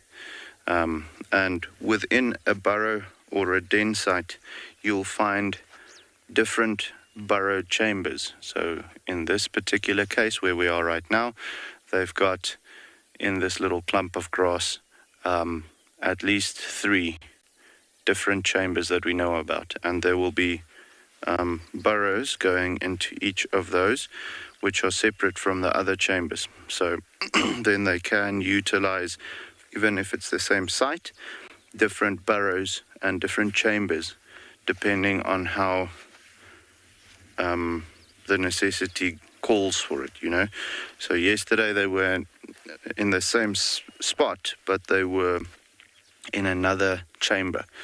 And that just helps to keep the parasite load, ticks and fleas, down, also the smell, and it causes them to be able to stay in a specific site for a little longer. However, when they feel like the insect activity is dropping a little bit, they'll move to another site where they'll also have different systems. Vera, these little ones are about 2 months old now, so about 60 days. The mom is again pregnant we think about a month. She's a month along, and the typical cycle or gestation period for the meerkats are around anything between 60 and 70 days. So she'll most likely give birth in another month, which will cause these little guys to be around 3 months old, which is the perfect time for them to start operating without, a babysitter. Drinking milk, also, they won't need it by that time anymore. They most likely don't need it now anymore. They'll be feeding on insects quite strongly at this point. But they're about 2 months old, and then the mom is pregnant again. So with the times being so easy, she would have regained her condition and fallen pregnant. Well, this is now a month after they were born. So very, very positive vibes going around with the meerkats at the moment here in the Kalahari. But yeah, these little ones are 2 months. The Mukala group, they're about 3.5, maybe 4 months old already. That female is not pregnant that we know of again. But yeah, about 2 months old, these little ones. But yeah, guys, we're going to stick with them for a little bit. You can see most of them are out now. But for the meantime, we're going to send you somewhere else.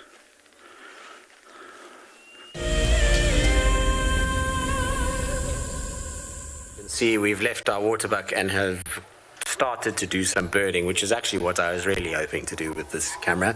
There's a few birds that are around. So starting on the left-hand side, who's gently herding the grey heron, is a yellow-billed stork that is busy trying to find some semblance of food. So if you see what it's doing, I'm not going to zoom too much more because otherwise we lose a bit of quality of image, but if you look at its feet, watch what it does. As it walks, it gets into the grassy areas and then it shuffles its feet, and it's basically trying to disturb the bottom of the dam. So it's trying to kind of kick up any frogs that might be sitting there, any crabs, freshwater mussels, and as they then disturb, they try and kind of move and they touch its feet, and then it grabs it with this massive beak that it has. And it's actually been fairly successful. As I've been watching it, it's managed to catch a few little things here and there. I would imagine mostly frogs. There could be the odd little fish that's hiding out in those flooded grassy sections. It's the perfect refuge for a small fish in a big dam like this. It's exactly why the heron is also there, same reason. They both are basically utilizing the exact same food source, just slightly different techniques. You see how the heron doesn't actually use its feet at all to disturb things. It just kind of bumbles about on the edge of the dam until it spots something, and then uses that long neck, which it will kind of coil and basically get into a position where it can then fire it out and grab whatever fish or frog it's seen. So cool to watch. Anyway, we'll keep on birding. I'm sure there's lots of other things to see. Hopefully the white-faced whistling ducks that we're calling will also make an appearance.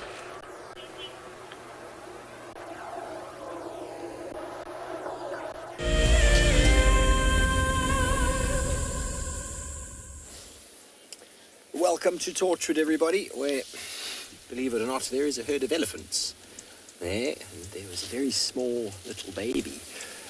Now, we left Buffelshoek watering hole, and we found very fresh tracks of that male leopard with some scat. So we continued following it for a little bit towards the east, crossed into Torchwood, and we heard some francolins going crazy. So we went in, up on this crest, very sandy soil, and very dense vegetation. We haven't found a leopard, but we found a herd of elephants with some youngsters. So they were a little bit stressed when we saw them. They made a bit of a noise. It is windy. The females started streaming a little bit on the side of the temporal glands. I don't know if that's because of us or because there's a leopard in the area, but we're not going to push them. And we weren't able to find this leopard, so we're going to head back towards the road. See, when we do find or hear alarm calls, especially with francolins, they start making this grr, grr, grr. I can't do it very well. Often that's a predator bite of some sort. But we're on some very fresh tracks. So I thought to myself, maybe we'll be lucky. But if it is a male leopard and he encountered these ellies, he would have made himself quite scarce.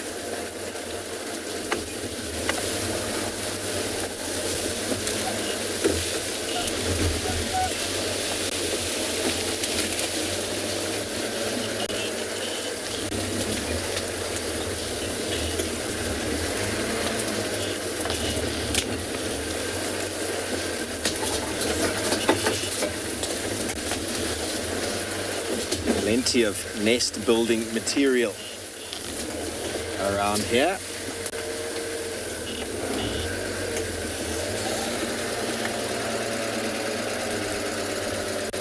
Oh, had a grasshopper there, but he jumped away.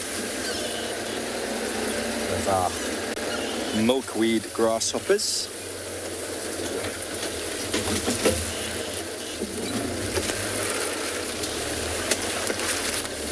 Very good. Well, we're going to get out of here again and carry on with our morning. Send you over to Eric, who's had some success with his track.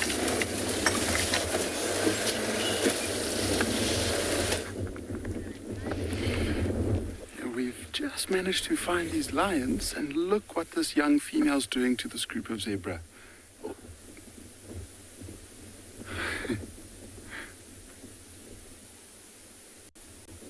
Such amazing timing.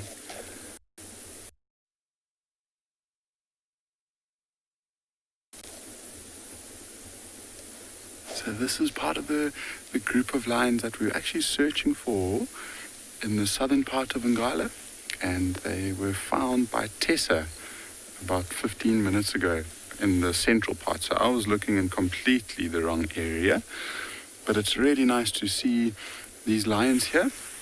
Excuse my head.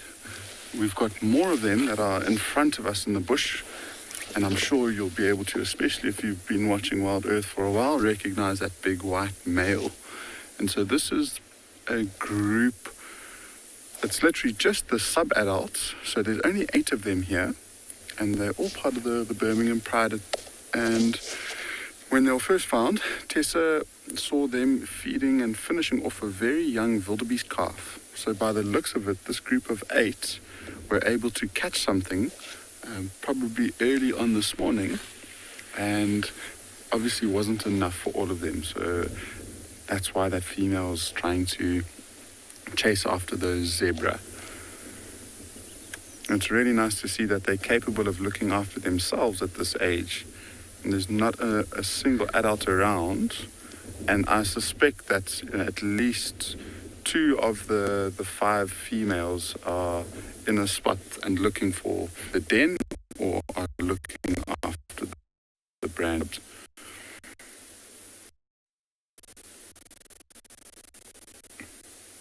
So at least for the next one, it's probably quite a common sight for us, seeing a group of young, or of these 8 all together and by themselves without any adults around.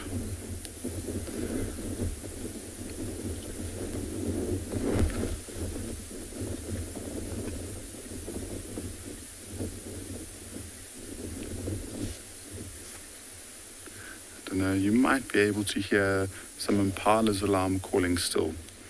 And there's a group behind us that the lions were moving towards, and obviously their cover's been blown, so there's no point in trying to hunt them, and I think that's why the majority of them have now settled in this shaded bush. See, especially that one that's lying down next to the white male, he's got a very full belly. Yeah, so Kyla, this pride is definitely in good condition, and that's what I was saying earlier on. It's really nice to see that the group of sub-adults, who the oldest ones are around about 2.5 years old now, and it's good to see that they're capable of hunting themselves, and they need to be lucky because they're not nearly as skilled as a fully grown adult will be, but at least they're capable of catching things, and being able to provide for themselves and not relying so heavily on the females. You see that as a young female, she's looking really nice and big, got quite a big, strong neck to her.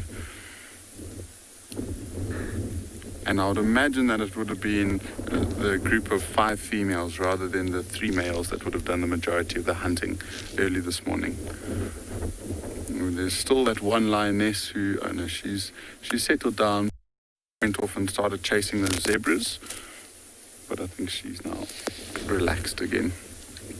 I think I am just going to slightly just reposition so we get to see all of them together. We're in a position where we can see a few of them and they're obstructed by the branches. So I'm just going to reverse and position. It will take me a few seconds and then we'll give them with their heads up.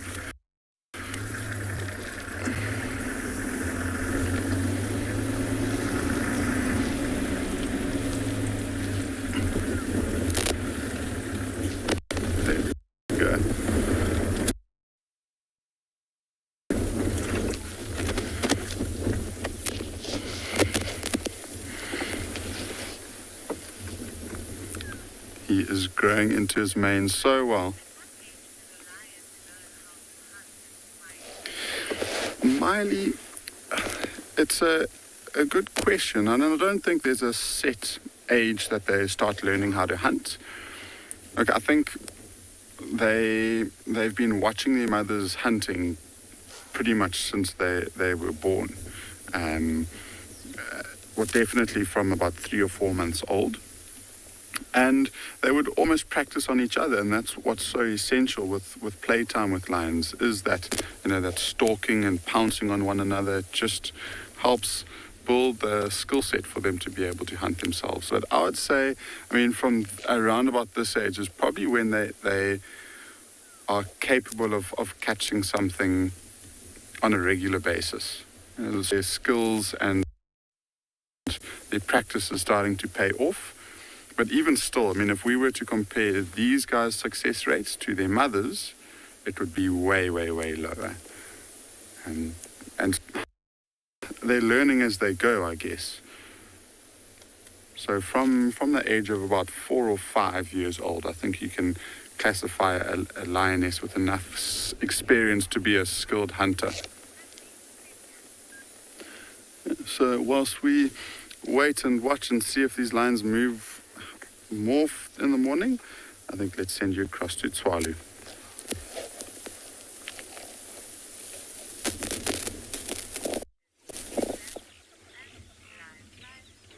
All right, guys, so yeah, quite a bit more activity. They're upping and downing a lot now.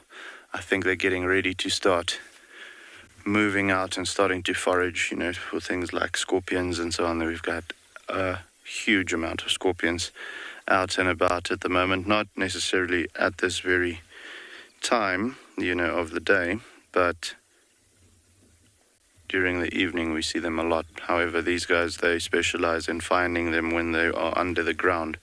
So you can see there's quite a bit of looking around and, lots of energy. The pups just went back into the burrow site, but I'm pretty sure they'll be back out again. They've been playing quite a bit.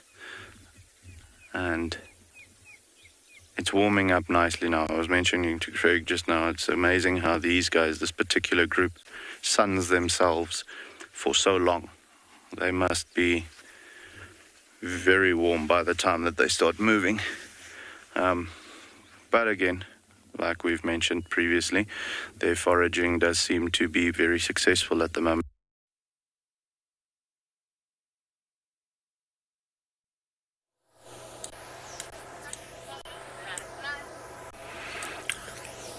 Right, so as you can see, we're busy just panning around because impalas went absolutely crazy and started alarm calling and then started running. So I'm trying to see what could potentially be around. They were staring in amongst these bushes over here where this tree is. It's just the grass is so long and there is so many trees in the way. I can't seem to see anything. Maybe it's just the scent of a leopard that's around. We know there was a leopard here this morning at about 4 o'clock in the morning. Just going to pan back to them, waterbuck, and see if they've gone all chilled now. At one point they were kind of staring in one direction, but you can see they've gotten back to feeding and taking it easy. But there was definitely something that made the impalas jump, and I wonder if it's maybe with the wind blowing as much as it is, there wasn't a leopard scent that just kind of picked up, and when one alarm called, they all did, and then they panicked because they were in the long grass and went running off to where they have a little bit more kind of open clearings that they can see what's going on. It's not so bushy. Very strange though. The waterbuck didn't seem to be too phased by it. The one female, this one over here, she looked as though she was a little bit kind of wary of what was going on. And so I'm not sure if it maybe she spotted something or also picked up the scent. She seems fine now. She actually looks like she might even be a little bit pregnant. You can see she's got quite a sort of round hanging tummy. They are quite big animals at the best of times, so you do often see this sort of curvature in the stomach, but she looks a little bit fatter than normal, so I'd imagine maybe, just maybe, it's that time of the year where lots of animals are still pregnant, and these waterbuck do give birth. You can see how the ears are facing in the direction of where we were just now, kind of looking around trying to see if we could find anything, and she's kind of still checking to make sure nothing is around. The ears aren't facing any other direction. Normally when you watch an antelope, their ears twist and change and constantly kind of adjust, but this one is just pointing in the direction of where all the impalas were looking. The impalas have long vanished. They went, like I say, trotting off.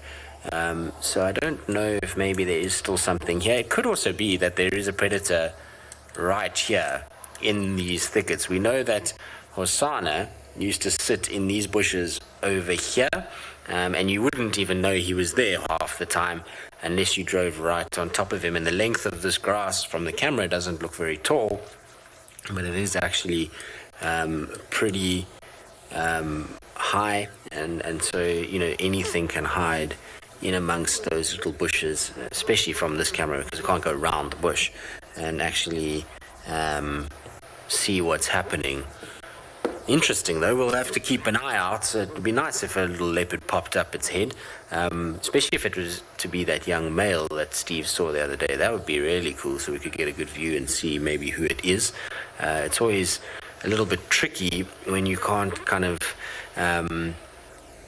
can't get any sort of footage of them, because you really just don't know who it could be. We know that there's quite a few young males that are around. I showed Steve some photos of the young male on Buffelshoek, and the one that was moving around on the northern boundary of Buffelshoek and Manyeleti, and he said the one on the Manyeleti boundary just looked a little bit too big, and the one that I saw on Buffelshoek looks a little bit too small. So I'm not really sure, who it is, but we'll hopefully get another view of it at some point. All right, we're going to keep an eye out. Maybe there'll be some movement, a little tail flick or something like that. In the meantime, let's send you across to Eric, who has had a lot more success than I'm having in finding cats.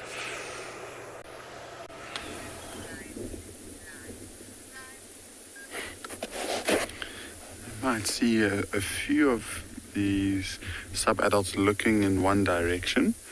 And that herd of zebra, that was chased by the one female. It's actually that female that's licking her chops at the moment. Has come back, and I think they're just in a position where they can watch exactly where the lions are, and so they want to make sure that they've settled down and not still actively trying to hunt the zebra. It seems like they're satisfied that the zebra have come and had a look, and now they've actually turned and are starting to casually walk away.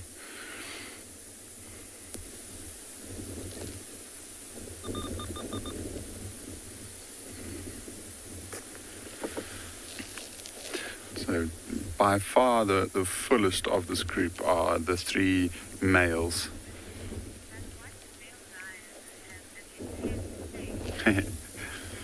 The sticks and stones, he definitely does have quite an intensive stare, and I think it's just those cold eyes that obviously, when you look at they almost feel like they talk to your soul when they stare straight at you. But very, very unique in the way that he looks, just because, I mean, of that colours made him look incredibly unusual. And the thing that I like is the mane around him that's starting to grow really nicely is also pretty much white. It's like an off-white because it's quite dirty at the moment, but it's not going to change colour with age. It will stay like that. And so he is going to be a really majestic male if he ends up making it.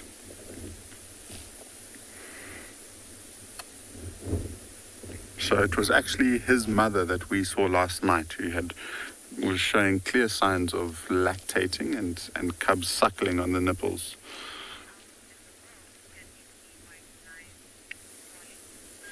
Molly, the white lion genetic is only naturally around Kruger National Park. And so, I mean, as it stands, there are 3 adult or sub-adults to adults that we know of. And then at the end of last year, there was 1 cub that was spotted, but that hasn't been seen again.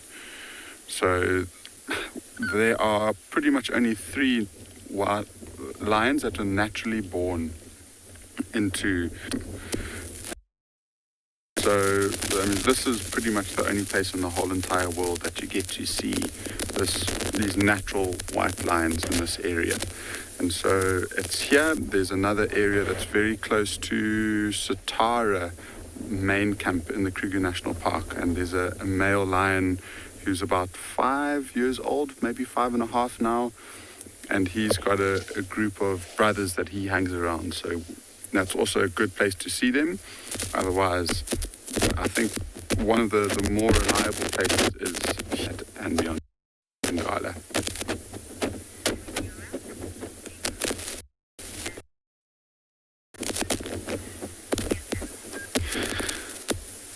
Yeah, so there's a few of these lions that have put their heads down, and this might be the place that they settle. I think Seb and I will stick around here for a little bit longer, just in case they decide to move. If they don't, but apparently the meerkats are providing a bit of entertainment, so let's go have a look at them.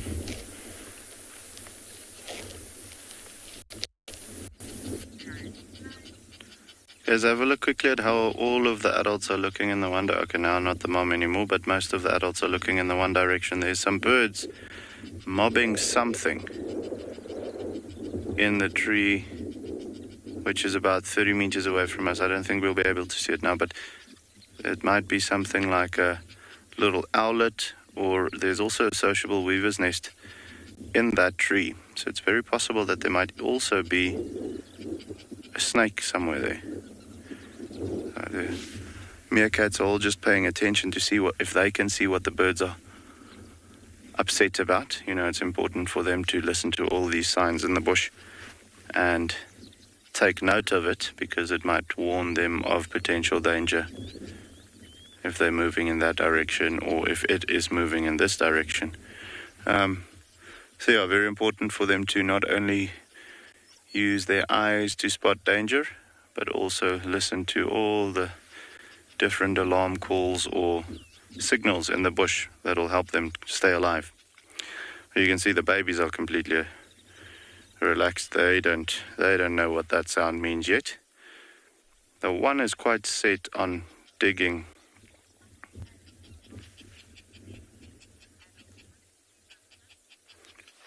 Did you catch that? Gwen, just repeat the message. I didn't catch the middle part.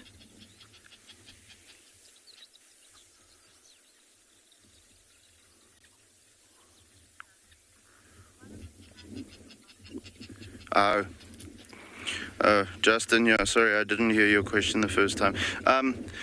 As you can imagine, with the meerkats being quite small, their chances are lower than what you'd want them to be. So at the moment, because there's enough insects, and like I've mentioned earlier, everyone's condition is very good, so they can spend a little bit more time looking out for danger as well.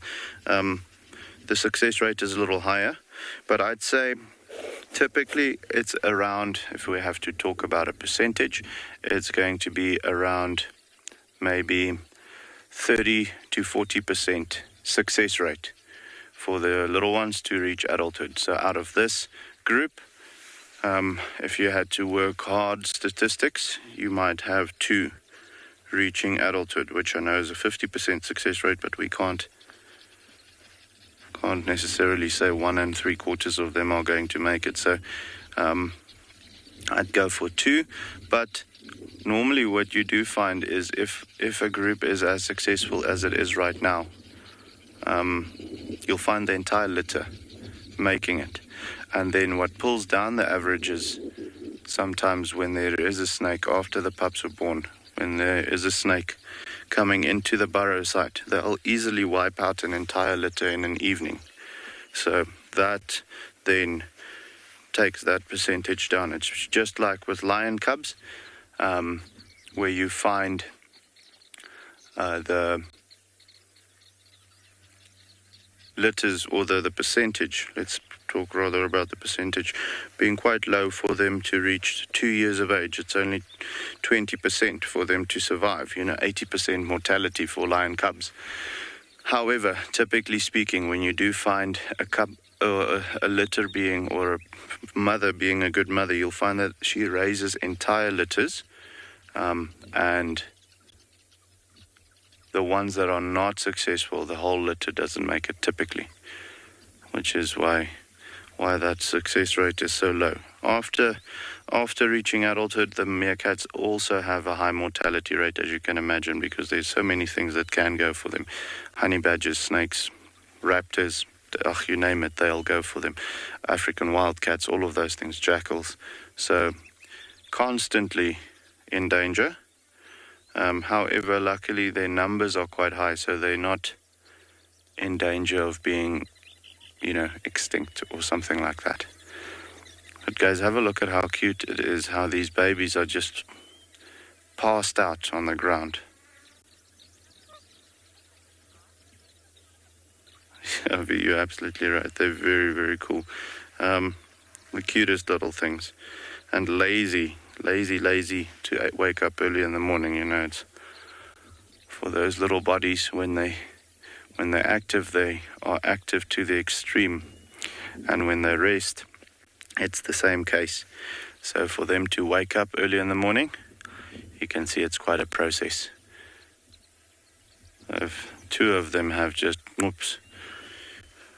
passed out in the position that they were. That one was busy digging a hole and all of a sudden just fell asleep. Very, very cool. This warm sand on their bellies at the moment is just amazing. And there's a stretch as well. That is very cute. Very, very cute. And for them to warm up, that's also a very effective way of getting their body temperature up, because with the sand being nice and warm at the moment, the bellies have a very thin layer of skin. Also, it is where the intestines lie, so that's where most of the body heat is in any way created. So with that being the case, when they heat up that even more, the body temperature rises quite quickly. So then they can start doing what they need to do, or they can get to that point where they're so comfortable that they fall asleep just there where they lie.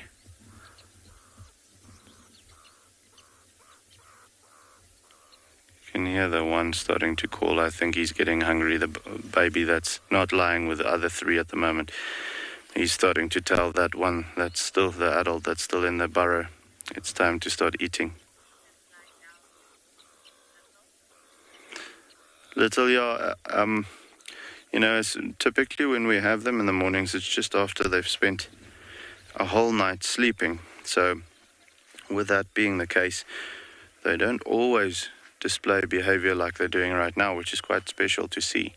But you will find them lying down quite a bit, especially when it starts heating up properly now, if they've foraged a bit and the bellies are full again and they know that it's time to, duck down into a burrow just for the warm part of the day.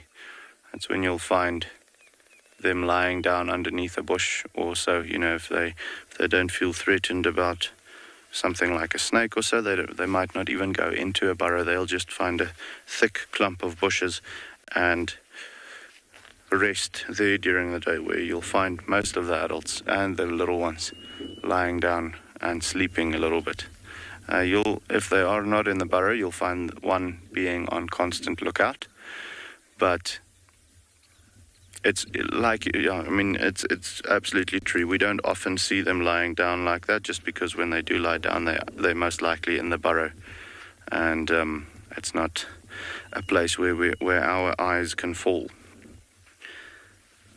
But yeah, see, very, very jumpy always. There's a eastern clapperlark that's busy flying around, and there was a pigeon or a dove that flew past just now. So any arboreal threat is always going to have them dashing.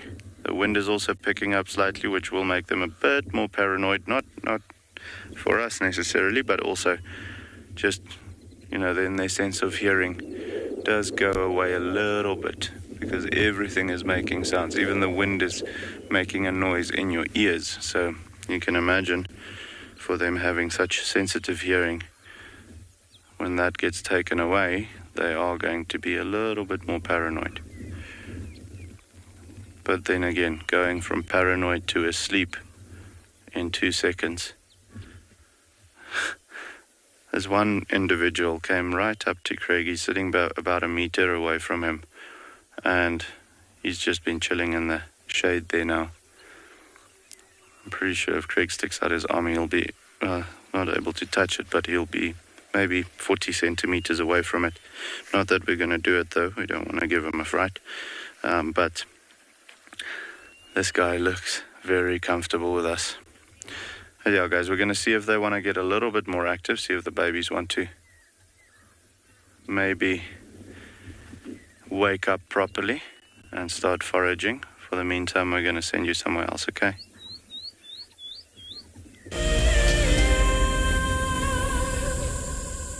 Welcome to my car. This is Wendy, and she's my favorite.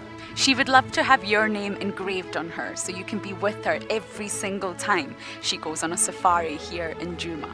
If you become a Wild Earth Explorer, you will have the opportunity to buy an engraved tag which we will attach to her. We will make sure to send you a digital picture to show you exactly where you are sitting on her. You will have front row seat in every single sighting. What makes Anbion Private Game Reserve so special is our massive array of habitats. And with that comes, of course, a beautiful diversity of landscapes, but also an incredible biodiversity in terms of plants, bird life and animal life, as well as, of course, our conservation success stories with cheetah, with rhinos, now with pangolins too. Catch up with the guides daily here on Wild Earth. Have you been watching Wild Earth and dreamt of being right there on safari with one of the guides? Well, now you can. Wild Earth is offering you a chance to buy a ticket to dream. You or a friend can hop on board a live Wild Earth show and join our guide on safari. The ticket is redeemable at any of our locations, anytime in the future. Only a limited number of tickets are available, so don't wait. Get your ticket now and start dreaming. Terms and conditions apply. My name is Ross, and I'm a field guide at Anbion Private Game Reserve. I love getting questions from guests on Wild Earth because I love sharing and learning information about nature with new people, and it also makes me feel like you're all joining me in real life. If you want to ask a question on Wild Earth, then you need to register on our website. Once registered, go to our live safari page and submit your question below our live feed.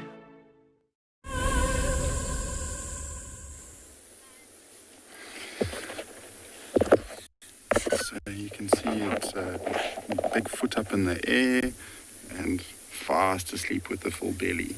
But look how amazing that is. That young female went up, she walked straight towards this young male, lay down, and now she's just resting her paw on his leg. must say it's one of the things that I really love about lions is the social interactions that they have between each other. And a lot of the time, there'll be almost like this one connection from one lion or another, and in some way or other, or lying right next to one another. And see that group there. I mean, there's countless shady trees on offer that they could go and lie under in this one big group. And this young white lioness, she looks like she's been in the wars recently. She's got a little cut that I think is recovering on her eye, but then there's a notch on her left ear that's quite bloody. So that could have been trying to get a piece of that wildebeest. And also one or two scars on the nose. There's a blood stain below her left eye on her cheek.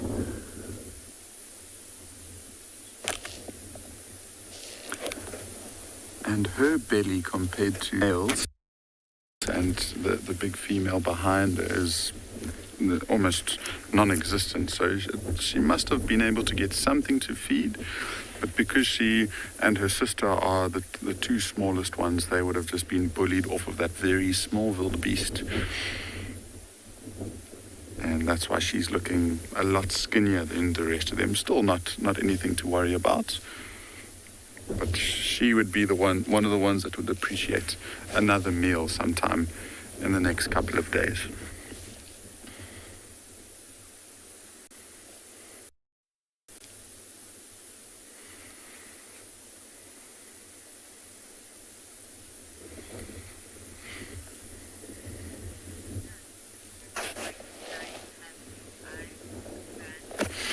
So Suzanne, they both have got unusual eye colors, and I don't think it's really blue. It's more of like a grayish color, whereas a lion's eyes tend to be very, very brown, and so it's got a bluey tinge to it, but it's more of a gray color, and they both have got very similar colored eyes. So that's something that obviously the white is the outstanding difference. But then if you look at the male facing away from us and the female, the tawny female in front of us, if you look at the difference in the colors behind their ears, the tawny female in the foreground has got completely black spots, and that's very typical with lions. And then if you go just behind and look at the male, you see it's very brown. And the same thing at the very end of their tails. Normal lions have got the black spot at the end of the tail. And these white lions tend to have exactly the same color. So it's usually a white spot, or it will look like the color of at the back of their ears.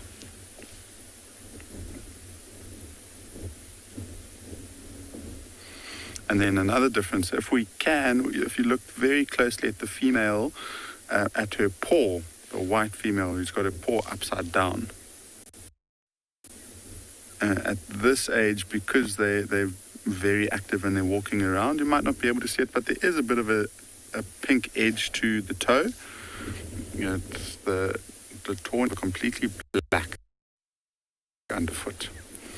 So when these white cubs were brand new, they had these tiny little pink feet.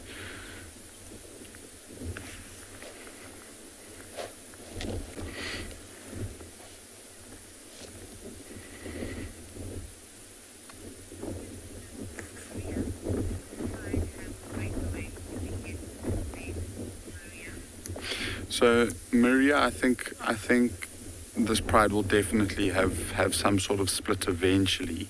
And it's just because, like you say, I mean, if a pride of lions gets too big, there's too many mouths to feed, and so eventually they will split off.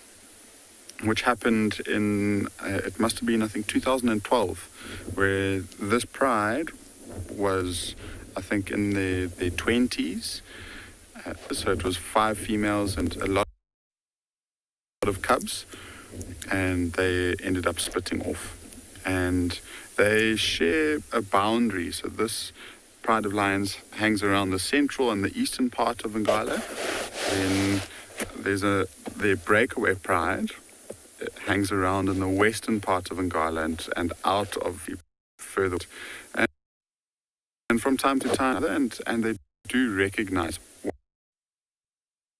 one another because there's not major conflicts. And there was actually a time where the Birmingham Breakaway Pride and the Birmingham Pride were seen together feeding off of the same carcass. They were feeding off 2 buffaloes in the riverbed. And so these lions are flat and not doing anything. I think we might try and find something else, but there's some action at the dam cam.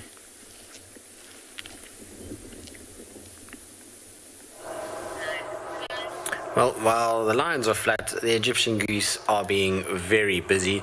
You can see there's a pair that are drifting about on the dam itself. They scooping up and filter feeding. Actually, the one in the front is. These guys mostly eat grass, but every now and then if there's an algae bloom or something like that, you'll find that they'll just take their beaks and they'll kind of dip it in, and then they'll start to sort of filter out from there. But unfortunately, the wind is really howling. You can actually see the waves that are kind of being made on the dam itself. And normally, this is a very calm, pleasant sort of little paddle for these ducks. But today, they're kind of being blown sideways as they head towards the far edge of the pan. Surprised to see that there's no chicks with them. I mean, those of you that are on the dam cam a lot will probably know why, or will have known if there was. But generally this time of the year, most Egyptian geese have little ones with them, multiple little ones at that. Unfortunately, they are heavily predated, so they get taken by fish eagles and catfish and crocodiles and leopards. But I don't know why these two, maybe they're new to the area, maybe they overthrew the last lot. And that's why they don't have little ones yet, and they will soon. These guys breed pretty prolifically through the summer months. You find them kind of having little tormenting terrors that squawk pretty quickly, and a number of them. They are super cute though when they're little, I must be honest. I do have a soft spot for a tiny little Egyptian goose. I'm not a huge fan of an adult, but when they're tiny, they are very, very, very cute. They're super fluffy, like most little ducks, to be honest, or geese. They're always very cute when they're small. Priscilla, no, Egyptian geese are not migratory. They are pretty stationary in the same area. You'll find, like, once you have a pair at a dam, they're pretty territorial about it, so they'll try and chase others away. If you look at Chitwa Dam, there's actually a few pairs there because the dam is big enough, but there's constantly fighting and bickering going on. The other day I actually saw at Chitwa Dam, I think it was like 38 Egyptian geese, all fighting with one another and making a huge amount of noise, as only they can. So they generally though, they won't move unless they are forced to move by another pair that's competing and chases them off, or they're a youngster that's distributing away from the adults and to find its own watering point. There you go, you can see them now. They're starting to actually feed properly. So this is them kind of eating grass, and they're a pain in the bottom, particularly for people that just have sports facilities that require grass. So if it's like something like a tennis court or a golf green or even a cricket pitch, these guys will go and they basically eat and pull up little tufts and cause all kinds of damage. So they're not they're not welcomed warmly on any of those sporting venues. And cause a lot of trouble. And of course, what they don't eat, they kind of shoot out the rear end, massive piles of white and black liquid that makes for quite a messy area when they've been around, that's for sure. And let's just come out and see. As far as I know, yes, they do form a bond for life, unless, of course, there is a termination of that by a predator. So unfortunately they are taken quite regularly by, like I was saying, by a number of different animals. Even though they can fly, sometimes they get caught unawares. I've seen the crocodiles at Chitwa Dam take a number of adult Egyptian geese, and when that happens, then obviously they're going to find another mate, but generally they stay together.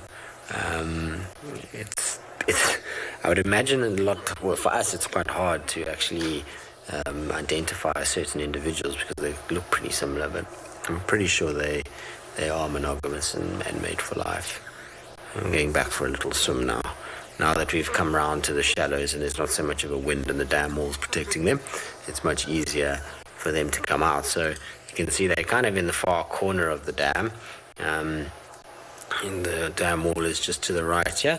They're busy paddling towards it, and you can see how much calmer the water is in that right-hand side.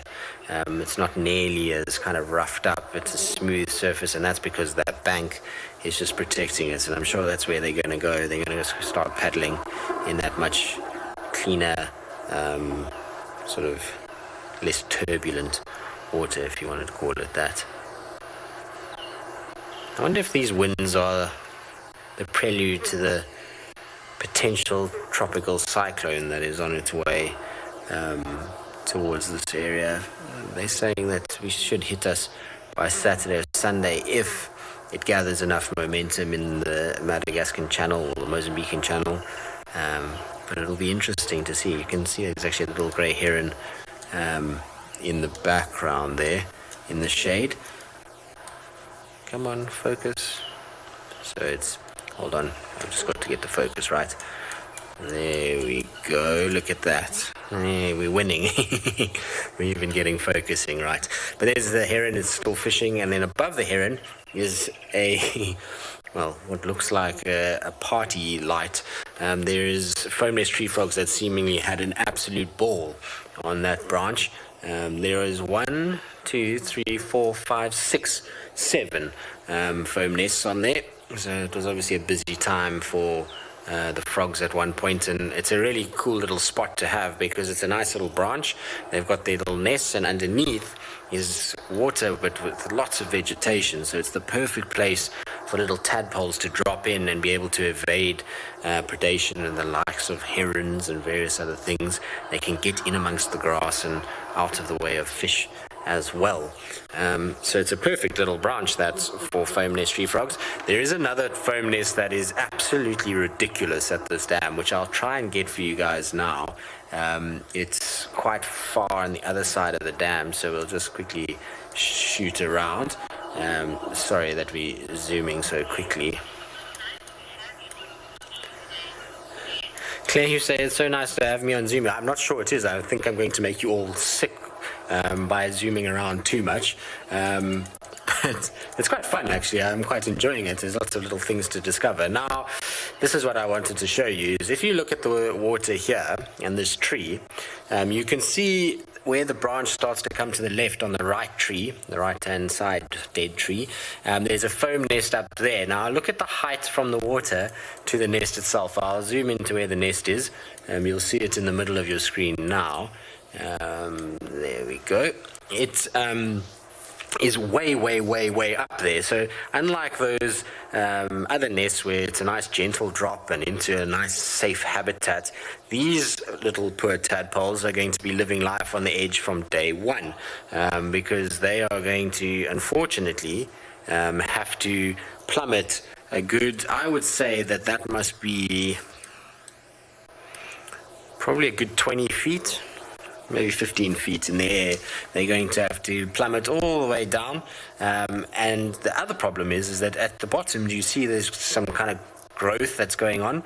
Yes, there's a little bit of water there, but that will fast dry. Soon that won't have a lot of water. And so if they haven't developed in time, they're going to be plummeting that drop onto hard ground, which most certainly will not do the tadpoles any good. But amazing to think that frogs have climbed all the way up that tree, onto that branch, made their little nest there, and that little tadpoles will fall from there all the way to the water. Absolutely incredible. Wonder why they chose so high. There's so many other little spots around the dam that are perfect for their nest. It's also so exposed to the elements.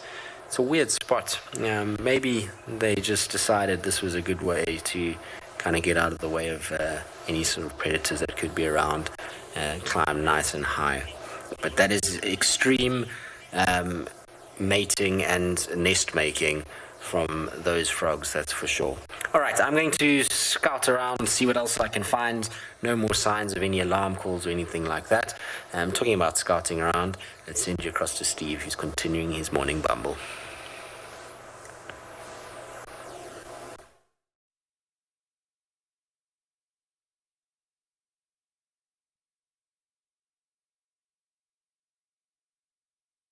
Slowly made our way into the area. Weren't able to pick up on any new tracks of Tingana. We found these two male wildebeest that have been steadily running away from us on this road. Don't run, fellows. They're on their way to the dam, it seems. Hello.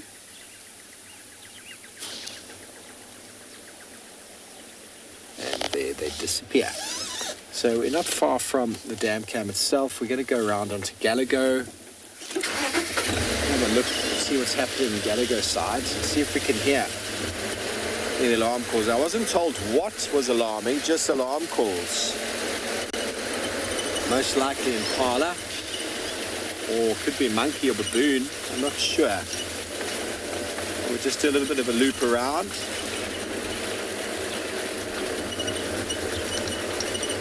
Was impalas alarming.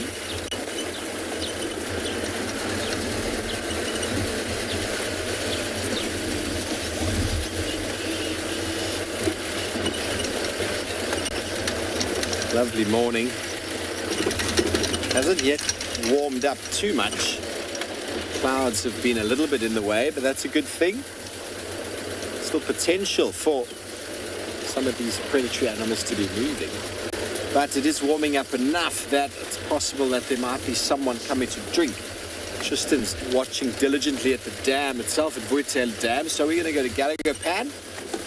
Oh, have a look at this grey-headed sparrow at 12 o'clock. You can hear him just on this little branch in front of us.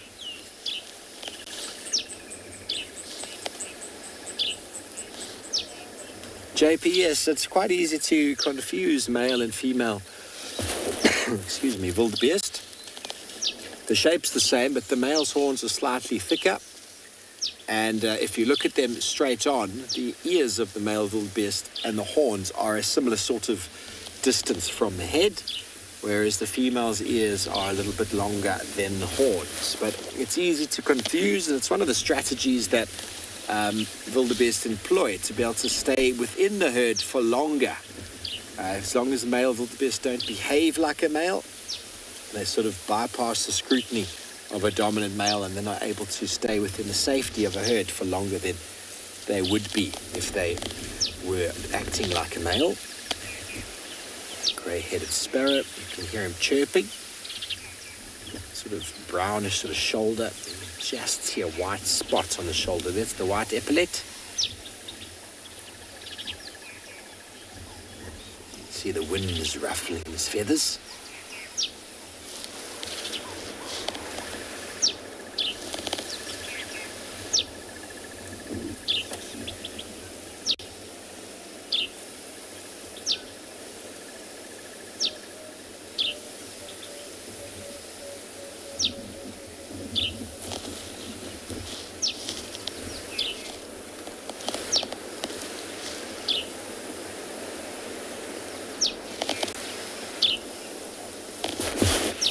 Timber, very cute, very common bird.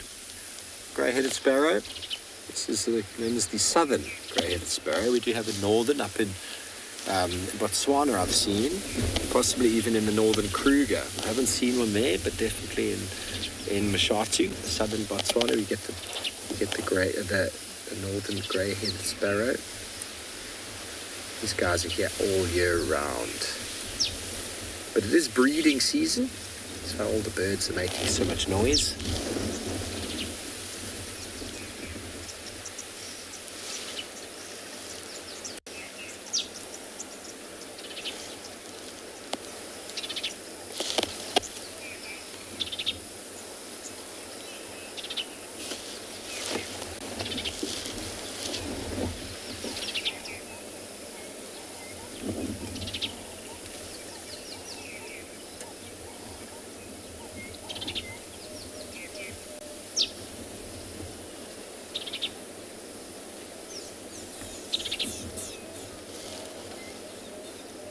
Carl wants to know where they lay their eggs. Are very well associated with holes, cavities, as well as buildings. Most swallows that we have in South Africa are very sort of well adapted with human habitation. They'll also lay them in old swallow, swift, or even buffalo weaver nests. And we heard the Dedrick's cuckoo earlier that hosts on many of the swallows that not many of the weavers we see. The Dedrick's cuckoo is also a brood parasite of these fellows. So I've never actually seen the sparrow's nest. They're always sort of in crevices. So I think let's have a look, see if we can get a picture. It's normally inside, yeah. It's normally inside a cavity. You don't really get to see them, but they must probably line it with some of their own material. But we get the house sparrow and the Cape sparrow all over South Africa that have been very well domesticated, and they're very well associated with human buildings and habitation. If you have a roof, you will get both of those depending on where you find yourself.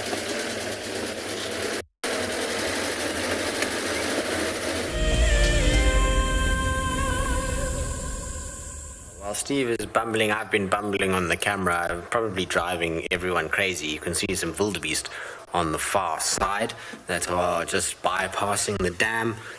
Just two of them so far that I've seen. They look as though they're pretty relaxed about life. They're not too worried, are they? And they're disappearing down the central. So they came briefly past. There's also a hippo around. But he is being very shy at the moment. So I think what we'll do is just let you guys listen to the sounds of the dam and see if maybe he shows up at some point in the water. Being the graceful beings that they are, they're able to prance and sort of bumble about in the water and porpoise just like a ballerina would. And so hopefully that's what we'll see from our hippo. It can be quite an entertainer at some point, but like I said, we'll just sit and wait and see if he does anything for us while you listen to the sounds.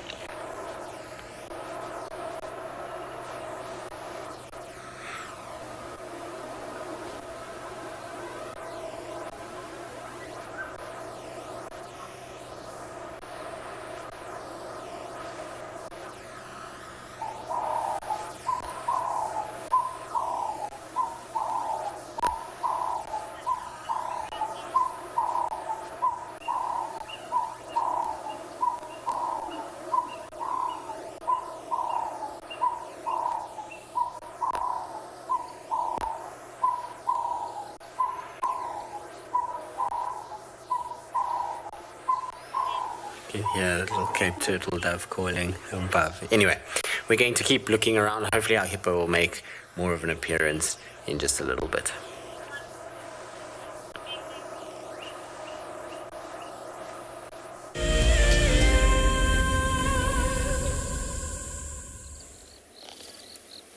Welcome to Gallagher Pan. Just outside in front of Gallagher Lodge itself here in Djuma, where the grass has grown quite long. But you can just make out the head of blacksmith lapwing. There he is.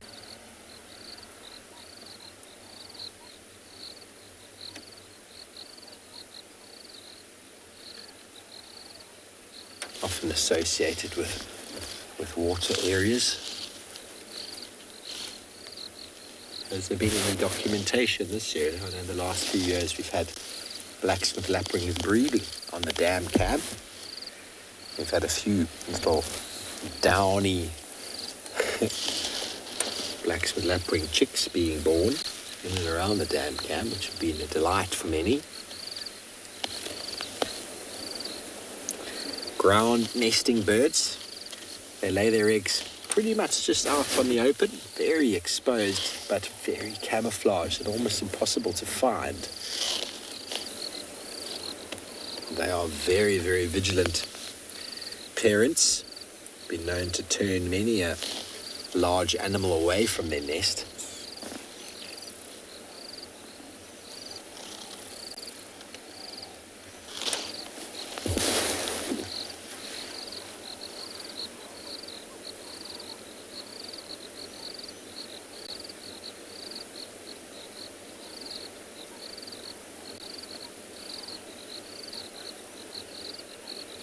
Dolly, in Djuma, we get the, I've seen the African wattled lapwing, the blacksmith, the crowned, the Senegal. Sorry, not the, that's it. That's it that I've seen. There are a few others around the country, such as the long-toed, the black-winged, and the white-crowned and spur-winged, which I haven't seen here. The spur-winged is a bird I've seen up in Malawi. The white-crowned is very common on the very perennial rivers, the Olifants River and the Lavuva River in the Kruger. And the long-toed I've never seen before.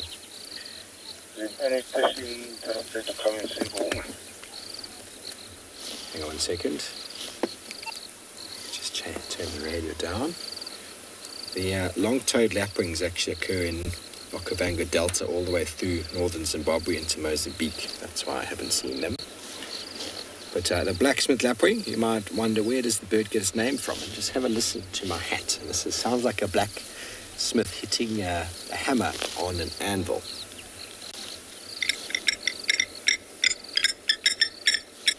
Doesn't it?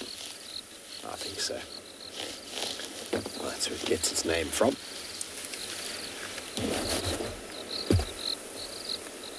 The trade is not very well seen these days. All blacksmiths. So the blacksmith lapwing doesn't need to make a sword. They're very aggressive birds when it comes to chasing away any form of predation. So it's almost as if they do have a sword. They're very, very vigilant and aggressive, and they'll chase away anything that comes near their nest or their chicks.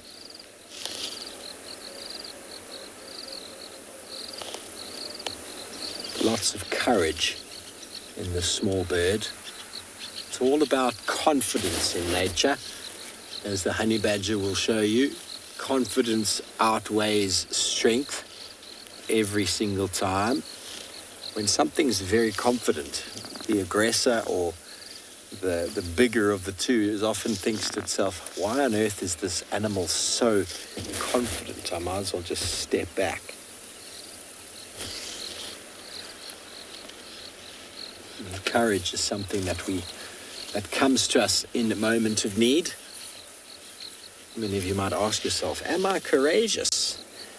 When put to the test, defense of your youngsters or defense of something, that courage comes forward. It's often in those trying times that our courage comes forward, and sometimes we might not know it until that time arises.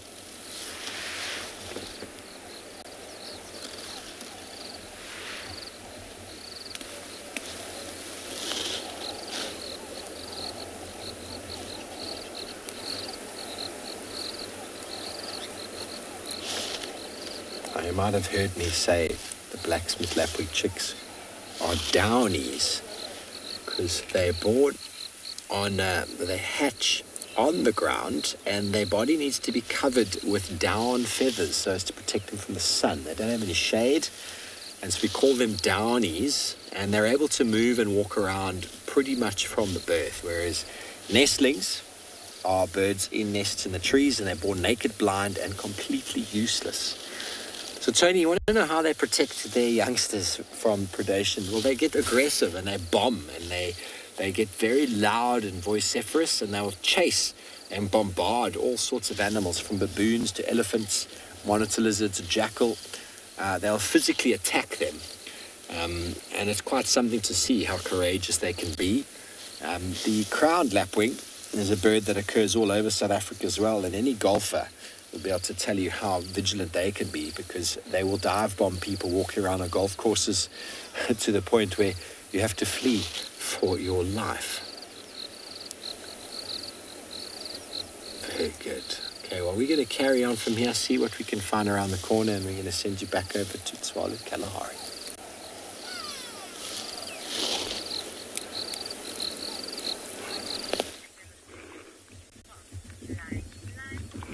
Okay, guys, so quite a surprise. We left the meerkats. They're still baking in the sun, and came down this road. I actually thought I saw a leopard because the ears were up and a little bit lower, and we came across the two boys again, but they are in active hunting mode now. You can see those bellies are very small. Just see, don't know if they're going to move again. Let me go a little bit in. But yeah, they are looking very hungry. So they've either made kills and lost them to the hyenas, or they've just not been successful over the last 2 days, which, you know, happens. So let's see, maybe they give us a nice surprise now. The second boy is coming through now as well.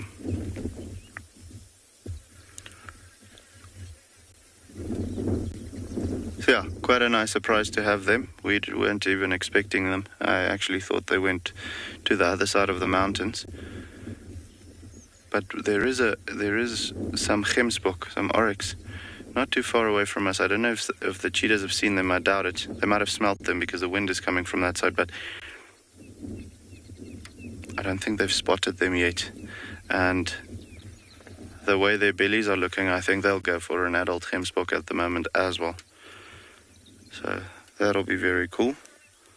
But you can see they are actively looking to hunt. This is now not lazy anymore.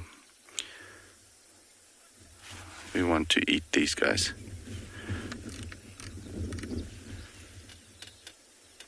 Always nice to see them when they are, you know, on a mission, because then there you can see that determination on the faces as well.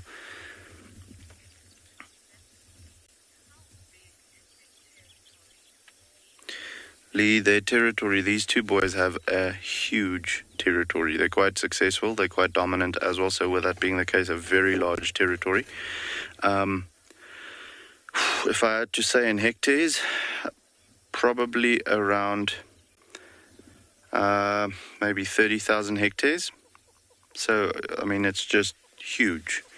They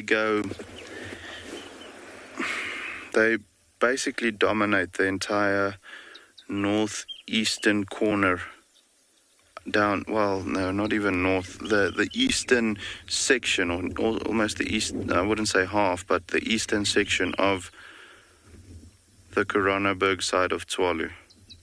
So it is a monster of a territory. They probably have about 10 females, if not more, that they can mate with. So you can imagine the amount of genes that they're passing on at the moment. Just incredible. Very, very large. But okay, by default, the cats have larger territories in the Kalahari than you'd find in places like Kruger or so. Also, cheetahs, by default, the males have very large home ranges. Even in Kruger, you'll find them moving around quite a bit. So it is not uncommon for male cheetahs to have a very large area which they operate in. But over here, definitely, they'll have larger territories or home ranges than what you'd find in Kruger.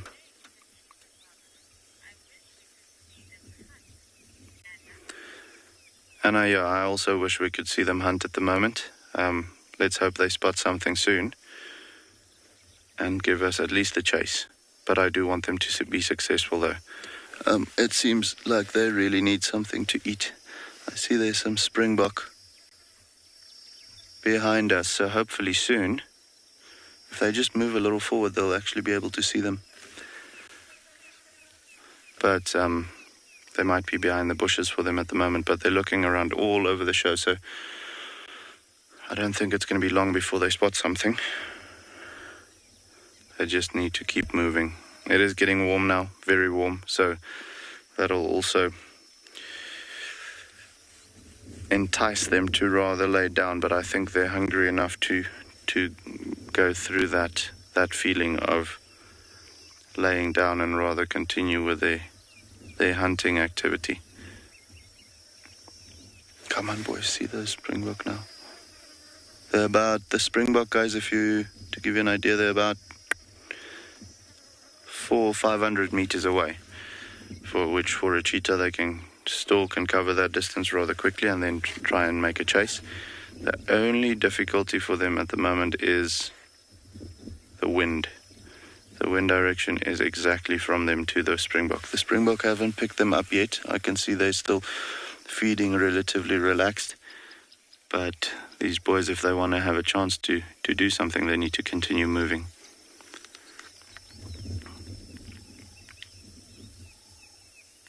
You can see it seems like the one brother is definitely more hungry than the other.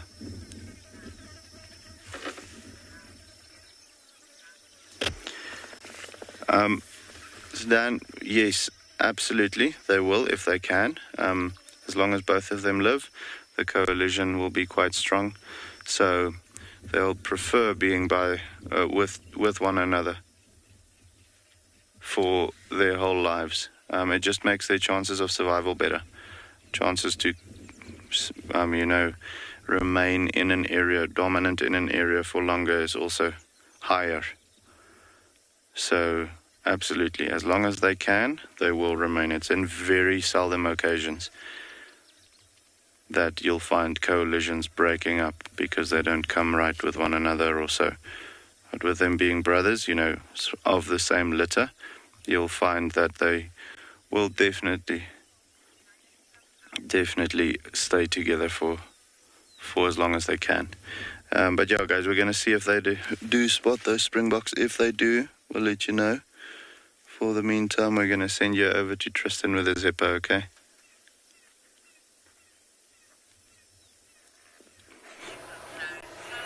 We do have our hippo. We found him in amongst the vegetation. As you can see, it's not exactly a clear view of a hippo. There's a few trees in the way. But he is having the biggest snooze. He's kind of found himself a little bank and he's popped his head. And it might actually even be a log that he's using. You can see a little log sticking out the background. So he might have just put his head on a log and this is where he's going to have his nap for the day. It's difficult to make out because of the wind is moving the branches in the foreground. But every now and then his eye kind of opens up a little bit. But otherwise, they've been fairly closed while he's been sitting there. He even let out a big almighty kind of sigh as he lay on the log itself. Now, I'm hoping that this branch moves slightly because if you look to the front of his face, you can see his two nostrils. And then just to the sort of left of his two nostrils, there's a bump on his mouth there. Now that actually is where his tusks from inside the mouth are pushing the skin or the lip upwards.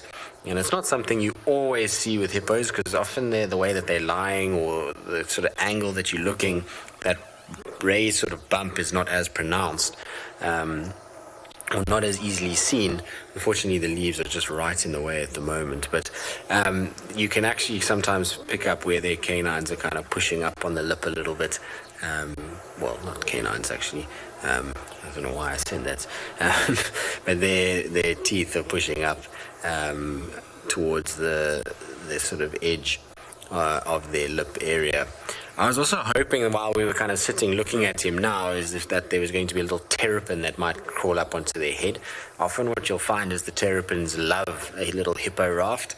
They come and they crawl and then they sit on top and they get the sun, especially when you have very blustery conditions like this, where there's a lot of vegetation around. They don't particularly like to be in amongst the thick grass, and so a hippo raft makes for the best spot just to go up and sit and be nice and comfortable, as well as very, very safe, because nothing's really going to attack you when you sit on the head of a hippo. Very, very little will try its luck, and it's why sometimes even birds will ride on the backs of hippos. There's a dam, I've spoken about this before, but there's a dam in Kruger called Sunset Dam, and the herons sit on the back of the hippos. It's so croc infested that's probably the easiest way to travel around fishing without worrying too much about crocodiles. And the added bonus about that is, if you're a heron, is that when hippos defecate, often a lot of fish follow them around, and they'll feed off what comes out. And so you find that there's all kinds of little fish that are right on the tail end of a hippo. And so not only do you have a raft that makes you move around the dam without you expending energy, you also have a safety blanket in the form of a hippo, and food is delivered to you because they're attracted to the hippo, just like the bird is. And it's a pretty interesting kind of relationship. The hippo doesn't benefit anything from it other than being pooped on from time to time, which I suppose is not a benefit unless you believe in the fact that birds pooping on you is good luck. But that's the only kind of benefit to being a hippo with a heron riding on top of it. Now, the other thing I wanted to show you guys is that the summer grasses and things like that really do make for, oh no, it's moved now. Make for amazing camouflage. This waterbuck over here, just now, when you zoomed out, you could hardly see it. It was behind this little thicket. In fact, there's actually 3 waterbuck here. There's not just the one. But they camouflage so well when the grass is as long as it is. You can just see the male's horns on the left of the screen kind of moving around behind the bushes there. But it goes to show you that neutral tones out here are best. And often, people will ask about when they come on a safari what they should wear. And neutral tones is always better because you'll find that they blend in much better. Unfortunately, I can't show you the example of that. I suppose the male in the back is a good one, but the female has now come out. All right, we'll keep zooming about. Hopefully we'll find something. It sounds like Steve has found, well, a relative of the terrapins we were talking about just now.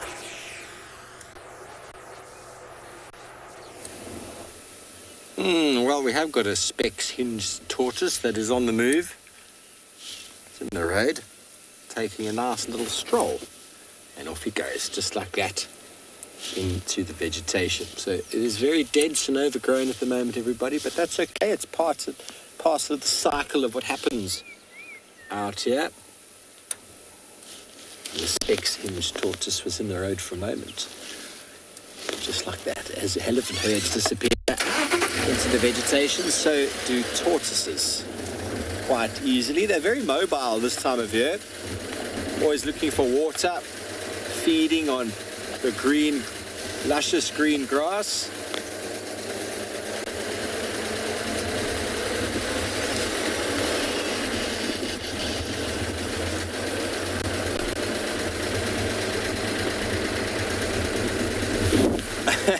Riley, a tortoise is fast, you say? No, definitely a fast over 100 meters. He's more of a long distance marathon runner. Tortoises are in no rush. They don't have anywhere else to go. They're very slow with their house on their back.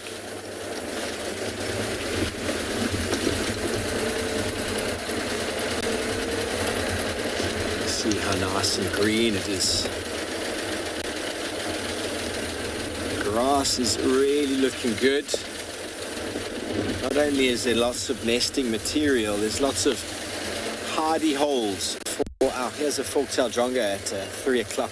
Oh, there was a fork-tailed drongo. There we go. It's going to stop nicely for us on the top of that tree. I had a fork-tailed drongo with a fledgling yesterday, with a brand new addition to the family outside my room. It was so amazing to see. Caught himself a beetle. He was very chuffed with how that it caught the beetle, the fast-moving beetle, and then swallowed it whole while Mum watched from nearby. Off they go. Talking about birds with vigilance and aggression, there's no bird that I've come across that's more vigilant and aggressive than the fork-tailed drongo when it comes to defending nests and chasing predators. You got that bird? Yes, what is it? It looks like a... Well, hello, what are you? It's like a female weaver.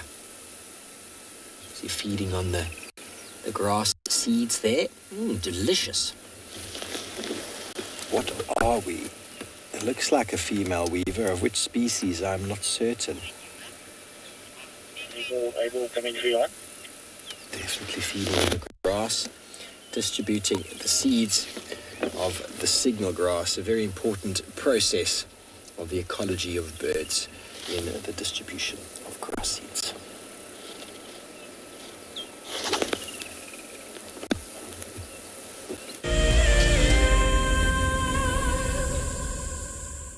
Do you dream of traveling to a far-flung wilderness location where life continues as normal? A place where you can escape to nature and breathe. If you become a Wild Earth explorer, then this could soon become a reality. Subscribe today and stand a chance to win regular travel prizes. Wild Earth Explorers, it's in your nature.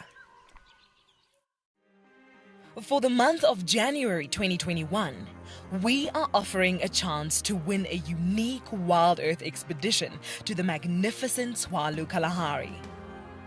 From the ancient Kortai's Koranenberg Mountains to the southern Kalahari's red sand dunes, Tswalu offers what travelers crave most: space and time. The winner will explore this landscape in a vehicle, on foot, or on horseback, with a chance to go behind the scenes with Wild Earth and of course meet the meerkats. The prize includes a 3-night stay for you and a friend at the luxury Motse Lodge, including flights from either Johannesburg or Cape Town. Open to all Wild Earth explorers who have signed up before the end of January 2021. Terms and conditions apply.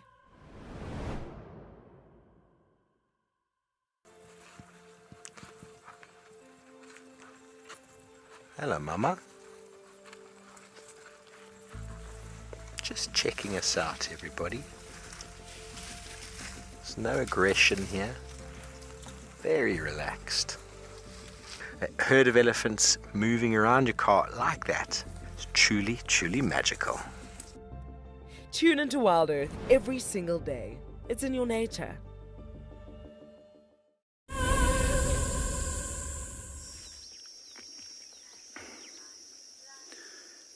Okay, guys, so unfortunately it seems like these guys have decided it's a little bit too warm now. There is springbok. Those springbok are actually moving closer and closer to them. They're not close yet, but we did have a view of them just now, and they're probably now about 300 meters away. With them lying down like this, the cheetahs, I don't think they'll be able to spot them over the grass, though. And the wind is not blowing from the springbok to them. It is a little bit better now, though. It won't make the springbok aware of the cheetah's presence as well. But yeah, I think they might get a little lazy now and take a nap. If there is something that moves into the area, close proximity to them, I'm pretty sure they'll take a chance. These guys are really hungry at this point. But if there's not something that literally goes, like, walks right up to them, they're not gonna notice it. So possibly this afternoon will be a good idea to see if they are looking to hunt. Just come through and see if they have hunted. But yeah, I mean, unfortunately it is at that point of the drive where we can't stick with them for too much longer. We're going to have to say goodbye soon, until this afternoon. It's been lovely having all of you with us, with the meerkats this morning, and now with the cheetahs. It's a nice surprise, see them being a little bit more active than usual. The plan for this afternoon was to go to the dogs, but I think we might actually swing past these guys and see what they are looking to do before we head down that way. So we'll have a look and see if they're still looking hungry by that time, or if they've made a kill. But yeah, please remember to come and join us this afternoon if you want to come and see what's going on in all the different locations that we have throughout South Africa. on channel 183 on DSTV. Also, you can follow us on YouTube. And remember to send us all of your questions using the hashtag Wild Earth, or if you want to send it to us directly via our website, you can use wildearth.tv, and we'll be able to answer all of your questions to the best of our ability. And yeah, guys, I think we're going to let these guys sleep. We'll come back this afternoon. We're going to say goodbye, okay? Ciao, ciao.